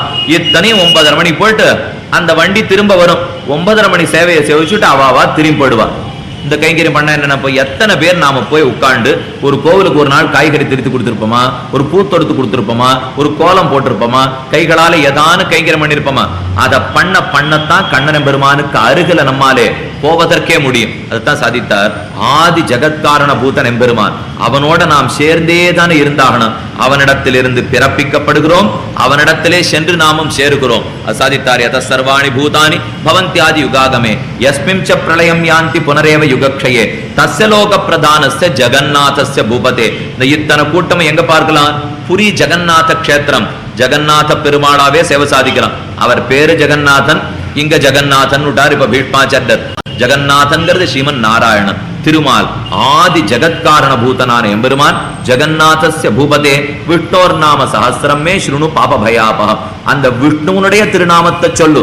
அப்ப கீழேந்து சொல்ல வந்ததெல்லாம் இப்ப விஷ்ணுங்கிற இடத்துல கொண்டு போய் சேர்க்கணும். எதை கொண்டு போய் நாம சேர்க்கணும்? யத சர்வாணி பூதானி பவந்த்யாதி யுகாகமே யஸ்மிம் ச பிரளயம் யாந்தி புனரேவ யுகக்ஷயே தஸ்ய லோக பிரதானஸ்ய. அந்த ஜகத்துக்கெல்லாம் சிருஷ்டிக்கு காரணமா இருக்கானே, அவனுக்கு தான் ஜெகநாதன் பேர். ஜெகநாதஸ்ய பூபதே விஷ்ணோர் நாம சஹஸ்ரம். அவனுக்கு விஷ்ணுன்னு திருநாமம். அவன் நாம சஹஸ்ரத்தை பத்தி மேல நான் சொல்ல போறேன். என்ன ஆரம்பிக்கிறார் பீஷ்மாச்சாரியர். விஷ்ணுவான எம்பெருமான் திருமால். அந்த திருமால் ஸ்ரீமன் நாராயணன். அவன காரணத்தே உண்டானவன். ஜகத்தத்தனைக்கு சிருஷ்டிக்கு காரணம் இல்லையோ நாராயணன். ஆழ்வார் திருமழிசை ஆழ்வார் ஒரு பாசுரத்தில் சொன்னார், நான்முகனை நாராயணன் படைத்தான், நான்முகனன் தான்முகமாய் சங்கரனை தான் படைத்தான். நாராயணன் பிரம்மாவை படைக்க நாபி கமலத்திலே, பிரம்மா தன்னுடைய திருமேனியிலிருந்து சிவனை படைக்க, அவர் ஆறுமுகத்தான படைக்க, அவர் அவர் அவர்னு ஒத்தத்தரா நாம படைப்பு பார்த்துட்டே போயிட்டு இருக்கும் இல்லையோ. இந்த படைப்பு வளர்ந்துட்டே போகும். இது இத்தனை எவனிடத்திலிருந்து தோத்தித்துன்னு பார்த்தா பிரம்மமான ஸ்ரீமன் நாராயணிடத்திலிருந்து. அதைத்தான் சொன்னார் இங்கே. யத சர்வாணி பூதானி பவந்த்யாதி யுகாகமே யஸ்மிம் ச பிரளயம் யாந்தி. இந்த பூலோகம் சிருஷ்டிக்கப்படுறதே ஒரு அழகு. இது இத்தனை எங்க போய் ஒட்டின்னு இருக்கும் தெரியுமா? பெருமானுடைய திருமேனியிலே பிரளய காலத்துல ஒட்டின்னு இருக்கும். எப்படி ஒட்டின்னு இருக்கும்னு கேட்போம். எப்படின்னா கண்ணு மூக்கெல்லாம் ஒண்ணுமே எதுக்குமே இருக்காது, நாமமும் இருக்காது, ரூபமும் இருக்காது. அப்ப என்ன நாமம் இருக்கும்? பெருமாளுடைய நாமம் மட்டும் இருக்கும். நம்ம நாமம் தான் இருக்காதுன்னு சொன்னேன் தவிர அவனுக்கு சஹஸ்ரநாமம் என்னைக்கு போகவே போகாது. இது பிரளயம் வரட்டும், எது வேணா வரட்டும், சஹஸ்ரநாமம் இருக்கிறது இருந்துட்டே தான் இருக்க போறது. எம்பெருமான இடத்துல போய் ஒட்டின்னு இருக்கும். இந்த பொற்கொல்லர்கள்லாம் வேலை செய்யறத பார்த்துருக்கீங்களோ இல்லையோ? ஒரு சின்ன மேசை போட்டுப்போம், அதுல வச்சுட்டு இப்படி மெதுவா அறுத்து தங்க வேலை பண்ணுவோம். அது பொடி பொடியா தங்கம் கீழே ஒதிரும். சீதையை பத்தி வால்மீகி சொல்றார், கம்பனு சொல்றார். சீதை ஒரு இடத்துல ஒரு எட்டு நடந்து திரும்பி போயிட்டு வந்தா பின்னாடியே போய் தங்க பொடியை எல்லாரும் திரட்டின்னு வரணுமா. சீதை நடந்து போயிட்டு வந்தாள்னா அத்தனை திருவாபரண சாத்தின்னு இருக்காளா, அந்த திருவாபரணத்திலேருந்து அவன் நடந்த வேகத்திலே தங்க பொடியா தூவிண்டு போகுமா. நமக்கு தோணும் நம்ம இருக்கிற காலத்துல இருந்திருக்கலாம், பின்னாடி போய் நாமான எடுத்துன்னு வந்திருக்கலாம். இப்போ தங்கப்பொடி தூவிண்டு சீத்தை போவன், அதை திரட்டின்னு வரணும் இல்லையோ. தங்கப்பொடியை கையால திரட்டவே முடியாது. என்னமா திரட்டுவோம்? மெழுகு கையில வச்சிருப்பான் இந்த பொற்கொல்லம். அவன் மெழுகால இப்படி ஒத்துவான். ஒத்தினான்னா அத்தனை துகளை அந்த மெழுகுல ஒட்டினிடும். இப்ப இந்த மெழுகு மாதிரி பரபிரம்மத்தை வச்சுங்கோ, அதுல இந்த தூள் ஒட்டின்னு இருக்கும் இல்லையோ, அதை போலத்தான் நாம எல்லாரும் இந்த பிரளய காலத்துல போய் ஒட்டிப்போம். அது இப்படி இருக்கும், அதுல எல்லாம் நாம போய் ஒட்டிப்போம். இது நமக்கு பேரும் இருக்காது, ஊரும் இருக்காது, வித்தியாசம் இருக்காது, ஒண்ணும் இருக்காது. இது என்ன பண்ணும்? இந்த பிரளய காலம் முடிஞ்ச உடனே பிரம்ம சங்கல்பிக்கும். பகுஸ்யாம் பிரஜா ஏய நாமரூபே வியாக்கரணவாணி ஹந்தாக மிமாஸ்திஸ்திரோ தேவதாக நாமரூபே வியாக்கரவாணி. நான் ஓரொரு தேவதைக்கு அந்தரியாமியாக புகுந்து சிருஷ்டிக்க போகிறேன் சங்கல்பிக்கும். கைய கால இந்த பிரம்ம அசைக்கவே அசைக்காது, ஒண்ணும் பண்ண சங்கல்ப சக்தியாலேயே அத்தனையும் படைச்சிரும் பிரம்மம். அதுதான் வேத சம்பிரதாயம். நம்ம வைதிக சம்பிரதாயத்துக்கு அதான் ரொம்ப சிறப்பு.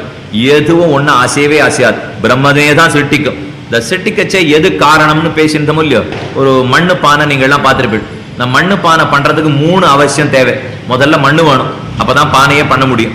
ரெண்டாவது குயவம் வேணும், அப்பதான் பானையே பண்ண முடியும். மூணாவது அந்த மண்ணை வச்சு சுத்துறதுக்கு ஒரு சக்கரமும் ஒரு தண்டமும் வேணும். அதுல வச்சு சுத்தி அப்படியே கையில என்னமோ பண்ணுவோம். நம்ம பண்ணி பார்த்தோம்னா பாதியா உடஞ்சு கையோட வந்துடும். அது அவனுக்கு தான் பண்ண தெரியுமே தவிர என்னத்தையோ ஒரு சுத்தி விடுவான். இந்த கையை எப்படின்னா ரொம்ப அழகா வந்துடும் மண் பாத்திரம். அந்த கையை கூட பண்ணாது பிரம்மம், நினைச்சே அத்தனை முடிச்சிடும். இந்த குயவன் பண்ண ஆரம்பிச்சானே 3 காரணம் வேண்டியிருந்ததா. முதல்ல மண்ணு வேண்டியிருந்தது, அதுக்கு உபாதான காரணம்னு பேர். அடுத்து ஒரு ஆள் வேண்டியிருந்தது பண்றதுக்கு குயவன், அவனுக்கு தான் நிமித்த காரணம்னு பேர். மூணாவது சக்கரை சுத்துறதுக்கு வேண்டியிருந்தது இல்லையோ, அதுக்கு சககாரி காரணம்னு பேர். அதே போல அழகா ஒருத்தர் கேள்வி கேட்டார், நாங்க இத்தனை பேரும் இவ்வளவு பெரிய மண்டபத்தில் உட்கார்ந்துருக்கோம், இவ்வளவு பெரிய உலகம் சிருஷ்டிக்கப்பட்டிருக்கு, இது எல்லாத்தையும் சிருஷ்டித்தவர் ஆர்? இதுக்கு மண்ணு எது? இதுக்கு குயவன் ஆறு? இதுக்கு சக்கரம் எது? 3 கேள்வியும் கேட்டோம். அழகா வேதாந்தம் பதில் சொல்லிடுது. இந்த மூணும் பிரம்மன் தான் கொடுத்து. இதுதான் ரொம்ப ஆச்சரியம் இதுல. இப்போ என்ன என்னைக்கும் பொற்கொல்லனாலே, இப்போ ஒரு கொல்லன் பண்றார், குயவன் பண்றாருன்னா, குயவன் கார்த்தால எழுந்துட்டார், அடியேன் இன்னைக்கு 10 குடமாக போகிறேன் அப்படிலாம் அவரால் சொல்லவே முடியாது. 10 குடம் பண்ண போறேன்னு தான் அவரால் சொல்ல முடியுமே தவிர நான் 10 குடம் ஆக போகிறேன் அவரால் சொல்லவே முடியாது. ஆனா பிரம்மன் சொல்லும், நானே ஜகத்தாக ஆக போகிறேன். அதனால மண்ணும் பிரம்மன் தான், படைக்கிற குயவனும் பிரம்மன் தான், அதுக்கு உதவி பண்ற தண்ட சக்கரங்களும் பிரம்மன் தான். நம்ம சம்பிரதாயத்துல பிரம்மத்தை தவிர மத்த எத்தையும் காரணம் ஒத்துக்கிறது இல்லை. அபின்ன நிமித்தோபாதானம் பிரம்ம. பிரம்மசூத்திரத்துல தேரின கருத்து சாதித்தார் வேதார்த்த சங்கிரகத்திலே சுவாமி ராமானுஜரம். நிமித்த காரணம், சககாரி காரணம், உபாதான காரணம், 3 காரணமும் பிரம்மம் தாங்கிறது அசைக்க மாட்டாத சம்பிரதாயம். ஆழ்வாரானதான் ஒரு பாசுரத்துல சொன்னார், வேர் முதலாய் வித்தாயினார். பிரம்மத்தை பார்த்து சொல்றார், நீதான் வேர், நீதான் முதல், நீதான் வித்துனார். இந்த 3த்துக்கு என்ன வித்தியாசம்னு தெரியாது. இப்போ வேர்னாலும் காரணம் தான், வித்துனாலும் காரணம் தான், முதல் நாளும் காரணம் தான். வேணும்னு ஆழ்வார் 3 சொன்னார். அன்னைக்கு ஒரு நாள் சொன்னேனே, நடுமத்தியத்துல உட்காந்து காரணம். சாமி நடுனாலும் மத்தியம்னாலும் ஒண்ணுதான், எதுக்கு இப்ப 2 தடவை சொன்னீர் அப்படின்னு கேட்க வேண்டியதான். அதே போலத்தான் ஆழ்வார் என்ன பண்ணார், வேர் முதலாய் வித்தாயினார். 3க்கும் ஒரே அர்த்தம். பின்ன எதுக்கு 3 சொன்னார் தெரியுமா? 3 காரணமா பிரம்மம் இருக்கான்னு இல்லையோ, மண்ணாகவும் இருக்கான், குயவனாகவும் இருக்கான், தண்ட சக்கரமாகவும் இருக்கான்னு இல்லையோ, இந்த 3 காரணத்தமும் பிரம்மத்துக்குண்டு. அதுவேதான் உருவாரத்துக்கு ஆரம்பிக்கும். உருவாக ஆரம்பிக்கிறதுன்னா பிரம்மத்தை மாத்தி விடுறதுக்கு ஒத்தரால முடியாது. இப்ப இந்த மெழுகு இருக்கா, மெண்டல கொண்டு போய் தங்கத்தை ஒத்தி வச்சோமா, இப்ப இந்த தங்கத்துகள் சங்கிலியாக போறதுன்னா இவ்வளவுதான் வித்தியாசம். முன்னாடி போய் தங்கமா ஒட்டின்றது அவங்கிட்டே, இந்த மெழுகுதான் பரமாத்மா, தங்க பொடி பொடியா போய் ஒட்டின்றது. இந்த தங்கப்பொடி சங்கிலியாக ஆரம்பிக்கும் இல்லையோ, மோதிரமாறுதோ இல்லையோ, அட்டிகளாறுதோ இல்லையோ, ஒட்டியானமாறுதோ இல்லையோ, அதை போலத்தான் ஜகத்து மாறுறதுக்கு ஆரம்பிக்கும். நாம் அத்தனை பேர் ஊர் இல்லாமல் நம்முடைய ஆதி ரூபத்துல போய் ஒட்டினுடுவோம். அதற்கப்புறம் மேற்கொண்டு சங்கிலி ஆக்கரா போலே நம்மையும் ஆக்குகிறான் எம்பெருமான். அதுல முதல்ல எதை சிருஷ்டிப்பன் தெரியுமா? அதில் பிரதம தத்துவம் மகான், மூல பிரகிருத்தின்னு ஒண்ணு கையில வச்சுருப்போம். அந்த மூல பிரகிருதி முதல்ல மகான்னு மாறும், மகான் அகங்காரமா மாறும். அதுல இருந்து இந்திரியங்களை படைச்சிடுவான், பஞ்சபூதங்களை படைப்பன். இந்த பூத சிருஷ்டிங்கிறது எம்பெருமானுக்கு முக்கியமான சிருஷ்டி. பிருத்திவி, அப்பு, தேஜஸ், வாயு, ஆகாசம் 5 விஷயத்தை சொல்றோம் இல்லையோ, இந்த 5 பத்தின சிருஷ்டி ரொம்ப முக்கியம். முதல்ல இருந்து எப்படி படைக்கணும், ஆகாசத்தை தான் முதல்ல படைப்பன். ஆகாசம், ஆகாஷாத் வாயு, அடுத்தது வாயுவை படைப்பன், காற்று, வாயோர் அக்னி, காத்துல இருந்து தீய படைப்பன். அக்னே ராபகா, சூக்ஷ்மமான அர்த்தம் பார்த்துங்கோ, அக்னே ராபகா, தீயிலிருந்து தான் தண்ணீரையே பிரம்மம் படைக்கும்.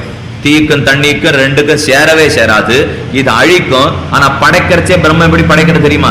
ஆகாஷாத் வாயு, வாயோர் அக்னி, அக்னே ராபகா, அத்த பிருத்திவி, தண்ணீர்ல இருந்து தான் பிருத்திவியே படைக்கும். இந்த 5 சேராமல் விரல கூட நம்மால அசைக்கவே முடியாது. ஒரு காரியத்துக்கு இந்த 5 வேணும். அது என்னமா சுவாமி, அவர் என்னத்தையும் படைச்சு வச்சிருந்தா இந்த 5 எனக்கு எதுக்குன்னு நாம கேட்போம். நித்தியம் கார்த்தால தளிகை பண்றதுக்கு ஆரம்பிக்கிறோம். இந்த தளிகை பண்ணச்சே இந்த 5 வேணுமா இல்லையா பாருங்க. பிருத்திவி, மண்ணு தேவையா நமக்கு? என்ன அரிசி விளைஞ்சதே மண்ணுல இருந்து தான். அரிசி இல்லாத இவர் எங்க தளிகை பண்ண, ஒன்னும் கொதிக்கவே போறது இல்லை. அவ்வளவுதான், அன்னைக்கு வழி இல்லைன்னு அர்த்தம். அதனால கண்டிப்பா பூமியில இருந்து அரிசி வேணும், பிருத்திவி ஆயிடுது. அந்த அரிசியை களைஞ்சி போடுறதுக்கு முதல்ல ஜலம் இருக்கும் இல்லையோ, அதுக்கு தண்ணீரை எடுத்துப்போம். அரிசியும் தண்ணீரையும் சேர்த்து பிரயோஜனம் இல்லை. அதை கொதிக்க விடுறதுக்கு கீழே நெருப்பு இருக்கும் இல்லையோ, அதுக்கு வேண்டிய நெருப்பையும் வச்சா எடுத்துப்போம். சுவாமி நெருப்பு எரியணும்னா காத்து வேணுமே, காத்தையும் சொல்லிட்டோம். இப்போ பிருத்திவி ஆயிடுத்து, அக்னி ஆயிடுத்து, ஜலம் ஆயிடுத்து, வாயு ஆயிடுத்து. ஆகாசம் எதுக்குன்னு கேட்டேன். கண்டிப்பா வேணும். இப்ப சாதம் ஆயிடுது, பிரசாதம் ஆன அப்புறம் வைக்கிறதுக்கு இடவெளி வேணும் இல்லையோ, அதுதான் ஆகாசம். என்ன ஏதாவது ஒரு இடத்துல அதை வச்சாகணுமே. வைக்கணும்னா ஒரு திறந்த இடவெளி இல்லாத எப்படி வைக்க முடியும்? நித்தியம் கார்த்தால நம்ம தளிகை பண்ண ஆரம்பிக்கச்சேவே பஞ்சபூதங்களும் தேவைப்படாது. இப்போ நான் இந்த இடத்துல உபன்யாசம் பண்ணிட்டு இருக்கேன். உபன்யாசம் பண்ணணும்னா பண்றதுக்கு இந்த 5 எப்படி வேணும்னு பாப்போமா? முதல்ல ஒரு இடத்துல உட்கார்ந்தாகணும். சுவாமி பிருத்திவி ஆயிடுத்து. அதுக்கப்புறம் தண்ணீர் வேணுமான்னு கேட்டா கொஞ்ச நாளை மட்டும் இந்த நாட்களை என்னுடைய எச்சல் ஊறாம இருக்கட்டும், அப்ப தெரியும் நான் பேசுற லட்சணம். அடுத்த நிமிஷம் எனக்கு பேசவே வராது. அந்த தண்ணீர் ஊறின்று இருக்கிற வரைக்கும், நான் இழுத்துட்டு இருக்கிற வரைக்கும் தான் அதை பேசுறதுக்கே வரும். வத்திப்படுத்து வாயில பேசுறதுக்கு வழியே கிடையாது. 2வது நினைப்படும் தண்ணீர் வேணும். அக்னி வேணுமா? ஒன்னும் காணும், ஒன்னும் சுடராப்புல தெரியல. இப்போ அக்னி வேணுமான்னு கேட்போம். உள்ளுக்குள்ள பெரிய அக்னி, ஜாடராக்னி, இதுக்குள்ள எப்பவும் கொதிச்சுட்டே இருக்கும். அது கொதிக்க கொதிக்கத்தான் பேசுறதுக்கு சக்தியே எனக்கு வெளியில வரும். உள்ளுக்குள்ள அந்த அக்னி வேலை செய்யலன்னா இவன் பேசுறதுக்கு வழியே கிடையாது. இப்ப பேசுறதுக்கு அக்னி தேவைப்படுறது. இப்போ காத்து வேணுமா? நாம பஞ்ச பிராணங்கள் ஓடிட்டு இருக்கலன்னா நான் எங்க பேசுறது? இப்போ பஞ்ச பிராணங்களும் தேவை. திறந்த வழி வேணுமான்னா இந்த உடம்பு ஆடுறதுக்கு ஒரு வழி வேண்டாமா? அதுக்காகவானு கண்டிப்பா வேணும் இல்லையோ. ஆனா பேசணும்னா 5 வேணும், எழுதணும்னா 5 வேணும், தளிகப்பணும்னா 5 வேணும். இதனாலதான் இதை முதல்ல சிருஷ்டிச்சுடுறான் எம்பெருமான். ஆகாஷாத் வாயு, வாயோர் அக்னி, அக்ன பிருத்திவி, பிருத்திவியாம் ஓஷதையா. இது இத்தனையும் சிருஷ்டிச்சு முடிச்சிருவான். அதுக்கப்புறம் அவன் பண்றது ரொம்ப வேடிக்கையான வேலை. இந்த ஒன்னொன்னுக்கு ஒரு குணம் உண்டு. பிருத்திவினா மண் இருக்கும் இல்லையோ, வாசனை தான் அதுக்கு இருக்கிற குணம். மண் வாசனை ரொம்ப நாளா சொல்லுமே, எப்பவும் வாசனை அடிக்கும் பிருத்திவி. அடுத்தது அக்னி, ரூபம் தான் அதுக்கு இருக்கிற குணம். அதே போல தண்ணீர், ரசம், நாக்கால சுவைத்து தானே தண்ணீரை பார்க்க முடியும், ரசம் தான் அதுக்கு இருக்கிற குணம். வாயு, ஸ்பர்ஷம், வாயுங்கிறது தொட்டுண்டே தான் போகுமே தவிர என்னால கண்ணால பார்க்க முடியாது. ஆகாசம் போன்னு சத்தம் போட்டுட்டே இருக்கும். அப்ப 5 எடுத்தா சப்த, ஸ்பர்ஷ, ரூப, ரச, கந்த. இந்த 5 தான் இந்த 5க்கு மேற்பட்ட குணம். இந்த 5 சேர்த்து ஒரு கலக்குவன் பெருமான். தனித்தனியா வச்சிருவே மாட்டான். இந்த 5 என்ன பண்ணுவோம், பாதியா வெட்டுவான். ஆகாசத்தை பாதியா வெட்டுவான், ஒரு பாதி அத்தோடையே விட்டுடுவான். ஆகாசத்துல மிச்ச பாதி இருக்கும் இல்லையோ, அதை 4 துண்டா போடுவான். அந்த 4 துண்டையும் மிச்ச 4ஓட சேர்ந்து கலந்துருவான். வாயுவை 2 துண்டா போடுவான், ஒரு பாதி அத்தோடைய விட்டுடுவான், இன்னொரு பாதியை 4 துண்டா போடுவான், மிச்ச 4ஓட சேர்ந்து கலந்துடுவான். கலப்படத்தை ஆரம்பிச்சு வச்சவரே அவர் தான். என்ன இன்னைக்கு வரைக்கும் இதெல்லாத்தையும் இன்னும் கலந்துட்டே இருக்க முடியல. இது தானே ஆகாசம் வாயுவா மட்டும் தனித்தனியா இருந்தது. தனித்தனியா இருந்து எந்த உதவியும் ஆகவே ஆகாது. 5 சேர்ந்தா தான் எந்த ஒரு காரியத்தையுமே நம்மளால பண்ண முடியும். அதனாலதான் பகவானே இதுக்கு பஞ்சீகரணம்னு பேர். 5 சேர்த்து பிசிஞ்சு எல்லாத்தையும் சேர்த்து இப்ப உருட்டிவிட்டான். அதை வச்சுட்டு தான் முதல் சரீரத்தையே பண்ணுவான். அந்த சரீரத்தை பண்ணிவிட்டு இது வரைக்கும் இந்த ஆத்மாவெல்லாம் ஒரு மூலையில ஓட்டிருந்தது. இத்தனை நாள் இந்த அச்சித் தத்துவத்தை வச்சு இத்தனையும் உருவாக்கி விட்டான். முதல் சரீரம் தயார். இப்ப இந்த சரீரத்துக்குள்ள ஒரு ஜீவாத்மாவை பூர்த்தி ஆகணும் இல்லையோ. திரும்பும் பிரம்மம் தன் உடம்புடைய இன்னொரு பக்கத்துலதான் இத்தனை ஜீவாத்மாக்கள் போய் ஓட்டின்னு இருக்க. அதனுடைய பாப புண்ணிய கணக்கை எடுன்னு எடுத்த உடனே இன்னென்ன ஜீவாத்மா, இன்னென்ன பாப்பம், இன்னென்ன புண்ணியத்தான் கணக்கும் தெரியும். பிரம்மா பதவியில வைக்கிறதுக்கு யார் நிறைய புண்ணியம் பண்ணிருக்கா கேப்பன். இந்த ஜீவாத்மா தான் ராமசுவாமி, எங்கார் சுவாமி, இவர் தான் ரொம்ப தூரம் நிறைய புண்ணியம் பண்ணி வச்சிருக்கார் சொல்லுவோம். கணக்க தூக்கி வர பிரம்மா சரீரத்துக்குள்ள போடும் சொல்லிட்டான்னா பிரம்மா சரீரத்துக்குள்ள போயிடும். அதுக்கப்புறம் இவர் போய் திருப்பார்கடல்ல சேனிச்சு விடுவார். இவர் திரும்பிய மகனே உன் சமர்த்து, ஒன்ன நான் படைச்சா எடுத்து இனிமே உன் சிருஷ்டி வியாபாரத்தை நீ பார். இது பிரம்மன் சிருஷ்டிக்கிற பிரகாரம் இல்லையோ. இதைத்தான் தெரிவித்தார். யஸ்மிம் ச பிரளயம் யாந்தி புனரேவ யுகக்ஷயே. இது இத்தனை சிருஷ்டிக்கப்படும், மறுபடியும் பிரம்மத்திடத்துல போய் சேரும். இதை சேர்றது அதை விட ஆச்சரியம். இப்ப சிருஷ்டியா எடுத்தா ஆகாசத்துல இருந்து வாயு, வாயுல இருந்து அக்னி, அக்னில இருந்து தண்ணீர், தண்ணீர்ல இருந்து பிருத்திவின்னு சொன்னோம். திரும்ப அழியரிச்சு என்ன ஆகும் தெரியுமா? பிருத்திவி போய் தண்ணீர்ல சேரும், தண்ணீர் போய் அக்னியில சேரும், அக்னி போய் வாயுல சேரும், வாயு போய் ஆகாசத்துல சேரும், ஆகாசம் போய் அகங்காரத்துல சேரும், அகங்காரம் மகான்ல சேரும், மகான் பிரகிருதியில சேரும், பிரகிருதி பிரம்மத்திடத்துல சேர்ந்துரும். இது எப்படி வெளியில வந்ததோ அதே கிரமத்துல திரும்ப போய் பிரம்மத்துல சேரும். இப்படி பிறந்து மாறி பண்றதே அத பண்ணுபவன் ஆரோ அவனை பத்தி தான் நான் சொல்லிட்டு இருக்கேன். இந்த ஏக தெய்வம்னு கேட்டுன்றதே தர்மபுத்திரா. அந்த தெய்வம் ஆறு தெரியுமா? தெய்வத்தன் தேவதானாம் ச பூதானாம் யோக்யயப்பிதா யத சர்வாணி பூதானி பவந்தியாதி யுகாகமே. அப்ப பிரம்மத்திடத்திலிருந்தே தான் ஜகத்து உண்டாருது, பிரம்மத்திடத்திலேயே தான் போய் ஜகத்து சேர்ந்துடுறது. இப்போ இது புரியறதுக்காக ஒரு திட்டாந்தம் சொல்றேன். மயில் ஆடும், மழை மேகத்தை கண்டா மயில் ஆடும் இல்லையோ. ஆண் மயிலுக்கு தான் தோகை உண்டு, பெண் மயிலுக்கு இல்லை. இந்த பெண் மயிலை பார்த்த உடனே ஆண் மயில் ஆடுறதுக்காக ஆரம்பிக்கும். இந்த ஆண் மயில் பெண்ணை பார்த்த உடனே தோகை அழக்கா இப்படி விரிச்சு ஆடும். கொஞ்ச நாள் ஆடும், ஆடி முடிச்ச உடனே போறோம்னு தோண்டி படிச்சுன்னா உடனே தன்னுடைய தோகையை மூடினுடும். இப்ப இந்த மயிலினுடைய தானே இந்த தோகை. அதே போல இந்த ஆண் மயிலா பிரம்மத்தை வச்சுங்கோ. பெண் மயில் தான் ஸ்ரீ மகாலட்சுமி தாயார்.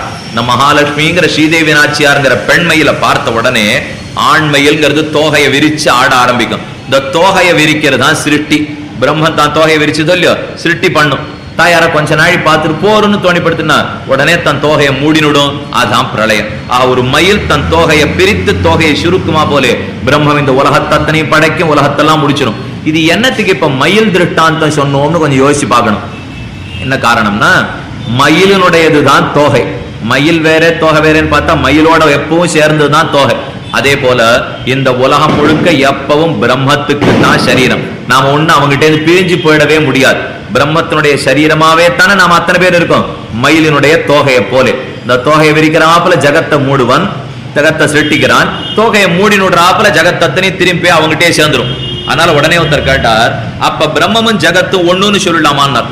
பிரம்மம் பரமாத்மா, உலகம் நாம படைக்கப்பட்டிருக்கோம். அப்ப பரமாத்மாவையும் உலகத்தையும் ஒண்ணுன்னு சொல்லிட்டா என்னன்னார். ஒரு சின்ன கேள்வி கேட்டுங்கோ. மயிலையும் தோகையும் ஒண்ணுன்னு சொல்லலாமா? மயிலிடத்திலிருந்து தான் தோகை பிரியுது. தோகையை மூடியா எடுத்துன்னா சிருஷ்டி முடிஞ்சு படுத்துன்னு அர்த்தம். ஆனா யாரும் மயிலையும் தோகையும் ஒண்ணுன்னு சொல்றது இல்லையே. அப்ப என்னன்னு சொல்றா? தோகை மயிலுக்கு உடல்னு சொல்றா, தோகை மயிலுக்கு அடங்கினதுன்னு சொல்றா. அதே போலதான் உலகம். ஜீவாத்மாக்கள் அத்தனை பேரும் உலகம் அத்தனையும் பிரம்மத்துக்கு உடலை போலே. அது அத்தனை சுருங்கும், அது அத்தனை விரியும். இன்னொரு திருட்டாந்தம் சொல்றேன்.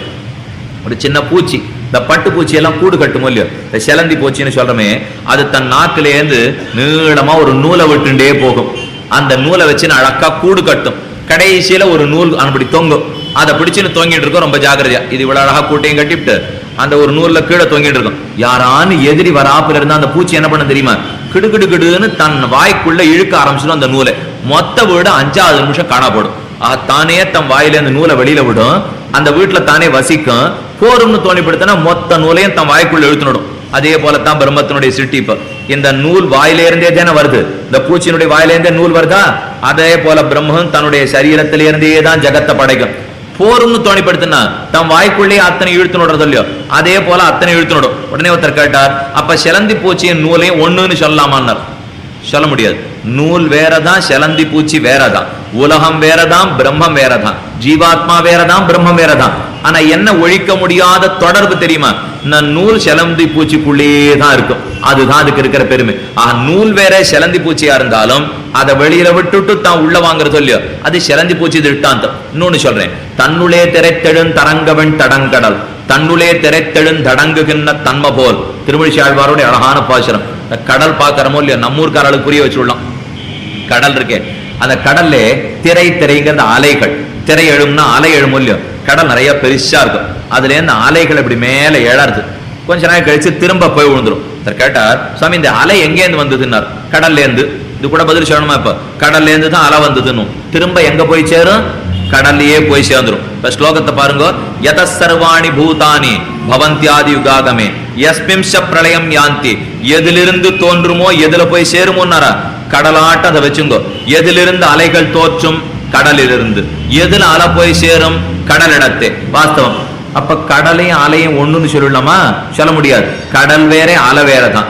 அப்ப பிரிச்சு எடுத்துடலாமா? முடியாது. பிரிக்கிறதுக்கு முடியாது. இதுதான் பிரம்மத்துக்கு நமக்கும் இருக்கிற நெருங்கின தொடர்பு. நாம் அத்தனை பேர் அவனுடைய உடலை போலே அவனிடத்திலிருந்து தான் சிருஷ்டிக்கப்படுகிறோம்.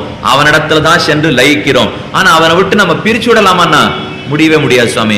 என்னைக்கு செலந்தின் இடத்திலிருந்து நூலை பிரிக்கிறோமோ, என்னைக்கு மயிலின் இடத்திலிருந்து தோகையை பிரிக்கிறோமோ, என்னைக்கு கடலில் இருந்த அலைகளை பிரிக்கிறோமோ, அன்னைக்கு தான் பிரம்மத்திடத்திலிருந்து நம்மையும் பிரிக்க இயலும். இது ஒரு நாள் பிரிக்கவே முடியாத அற்புதமான தொடர்பு. யத சர்வாணி பூதானி பவந்தியாதி யுகாகமே யஸ்மிம் ச பிரளயம் யாந்தி புனரேவ யுகக்ஷயே தஸ்ய லோக பிரதானஸ்ய ஜெகநாதஸ்ய பூபதே. லோகத்துக்கே பிரதான பெருமான் ஜெகநாதன் அவனுக்கு திருநாமம். ஜெகநாதஸ்ய பூபதே விஷ்ணோர் நாம சஹஸ்ரமே ஸ்ருணு பாப பயாபா. அவனுக்கு தான் விஷ்ணுன்னு திருநாமம். அந்த விஷ்ணுவான் எம்பெருமான் ஸ்ரீமன் நாராயணன். அவனே படைக்கிறான், அவனே காக்கிறான், அவனே அழிக்கிறான். அதனால் முழுமுதற் கடவுளும் அவன்தான். ஸ்ரீமன் நாராயணன் ஒரு கை காட்டினார். இவன் என்ன பண்ணா? அந்த தர்மபுத்திரன் அந்த ஸ்ரீமன் நாராயணன் பரமதத்துல இருப்பேன்னு ஆகாசத்துல பார்க்க ஆரம்பிச்சான். பீஷ்மர், ஐயோ இவ்வளவுதானா உனக்கு இருக்கிற புத்தி? அவன் தான் உன் பக்கத்துல தோளோட தோல் வச்சுன்னு உன் அத்தை பிள்ளைன்னு சொல்லிட்டு உட்காந்துருக்கான் பாரு. இவனை பத்தி தான் இத்தனை அழி பேசிட்டேன். ஏன்னா இது பெருசுன்னு சொன்னோம்னா ஆகாசத்துல பார்க்க ஆரம்பிச்சிடும் எல்லாரும். நம்ம பக்கத்துல இருக்கான்றது மறந்தே போடும். அப்ப சொன்னார், தேவகி நந்தன சிருஷ்டா, தேவகி பிள்ளைன்னுட்டு உன் உறவுக்காரனா உட்காந்துருக்கான் பாரு தனுபுத்ரா, அவனை பத்தி தான் இத்தனை நாளி பேசியிருந்தேன். பவந்தியாதி யுகாகமே யஸ்மிம் ச பிரளயம் யாந்தி புனரேவ யுகக்ஷயே தஸ்ய லோக பிரதானஸ்ய ஜெகநாதஸ்ய பூபதே. ஏ பூபதே ராஜாவே, ஜெகநாதனை பத்தி சொல்றேன். ஜெகநாதஸ்ய பூபதே விஷ்ணோர் நாம சஹஸ்ரமே ஸ்ருணு பாப பயாபகம். உன்னுடைய பாபங்களத்தனை தொலைவதற்காக விஷ்ணுனுடைய நாம சங்கீர்த்தனத்தை பண்ணுவோம். ஸ்ருணு பாப பயாபகம். யானி நாமானி கௌணானி விக்யாதானி மகாத்மனா. எந்த எம்பெருமானுடைய ஓரோரு குணத்துக்கும் ஓரொரு திருநாமம் சொல்லப்பட்டதோ, நாமானி கௌணானி. கௌணானின்னா அவனுடைய குணங்களை சொல்றதுக்காகத்தான் திருநாமமே. யானி நாமானி கௌணானி விக்யாதானி. ஓரொரு ஊர்ல ஓரொரு குணத்தை காட்டுகிறான் எம்பெருமான். அந்தந்த குணத்துக்காக ஒரு பேர் இருக்கும் இல்லையோ. விக்யாதானி மகாத்மனா, பெரியோர்களாலே கொண்டாடப்பட்ட திருநாமங்கள். தானி சர்வாணி பூதானி, அந்த அத்தனை திருநாமங்களையும் பவந்தி உனக்காக நான் சொல்ல போறேன். விஷ்ணோர் நாம சஹஸ்ரமே ஸ்ருணு பாப பயாபகம். யானி நாமானி கௌணானி விக்யாதானி மகாத்மனா ரிஷிபி பரிகீதானி தானி சர்வாணி, அது அத்தனை உனக்காக சொல்ல போறேன் பீஷ்மாச்சாரியர் யுதிஷ்டிரனுக்கு சொல்ல. சரி, இனிமேல் திருநாமங்களை பத்தி சொல்ல போறாருன்னு அவளோடே காத்திருந்தான் யுதிஷ்டிரன். விஸ்வம் விஷ்ணு வஷட்காரகான்னு தொடங்கி மேலே பீஷ்மாச்சாரியர் நாம சங்கீர்த்தனத்தையும் சொல்லி நாமங்களுடைய ஏற்றத்தையும் சொன்னார்னு அபிப்பிராயம். ஆக திருக்குணங்களுக்காகத்தான் நாமங்கள். அந்த எம்பெருமான் நமக்கு இருக்கிற உறவு முறை தெரிஞ்சுட்டாத்தான் அம்மாவனுடைய நாமத்தை சொல்றா போலே கவலைப்படாமல் யோக்கியதையை பத்தி சிந்தனை பண்ணாமல் எம்பெருமானுடைய திருநாமத்தை சொல்லுவோம் அப்படின்னு ஆழ்வாருடைய அபிப்பிராயப்படி இந்த கோட்டியிலே தெரிவித்துக் கொண்டு மேலே சொல்ல வேண்டிய அர்த்தங்கள் நாளை சாயங்காலம் இந்த இடத்திலே சாத்துமுறை நடைபெறும்.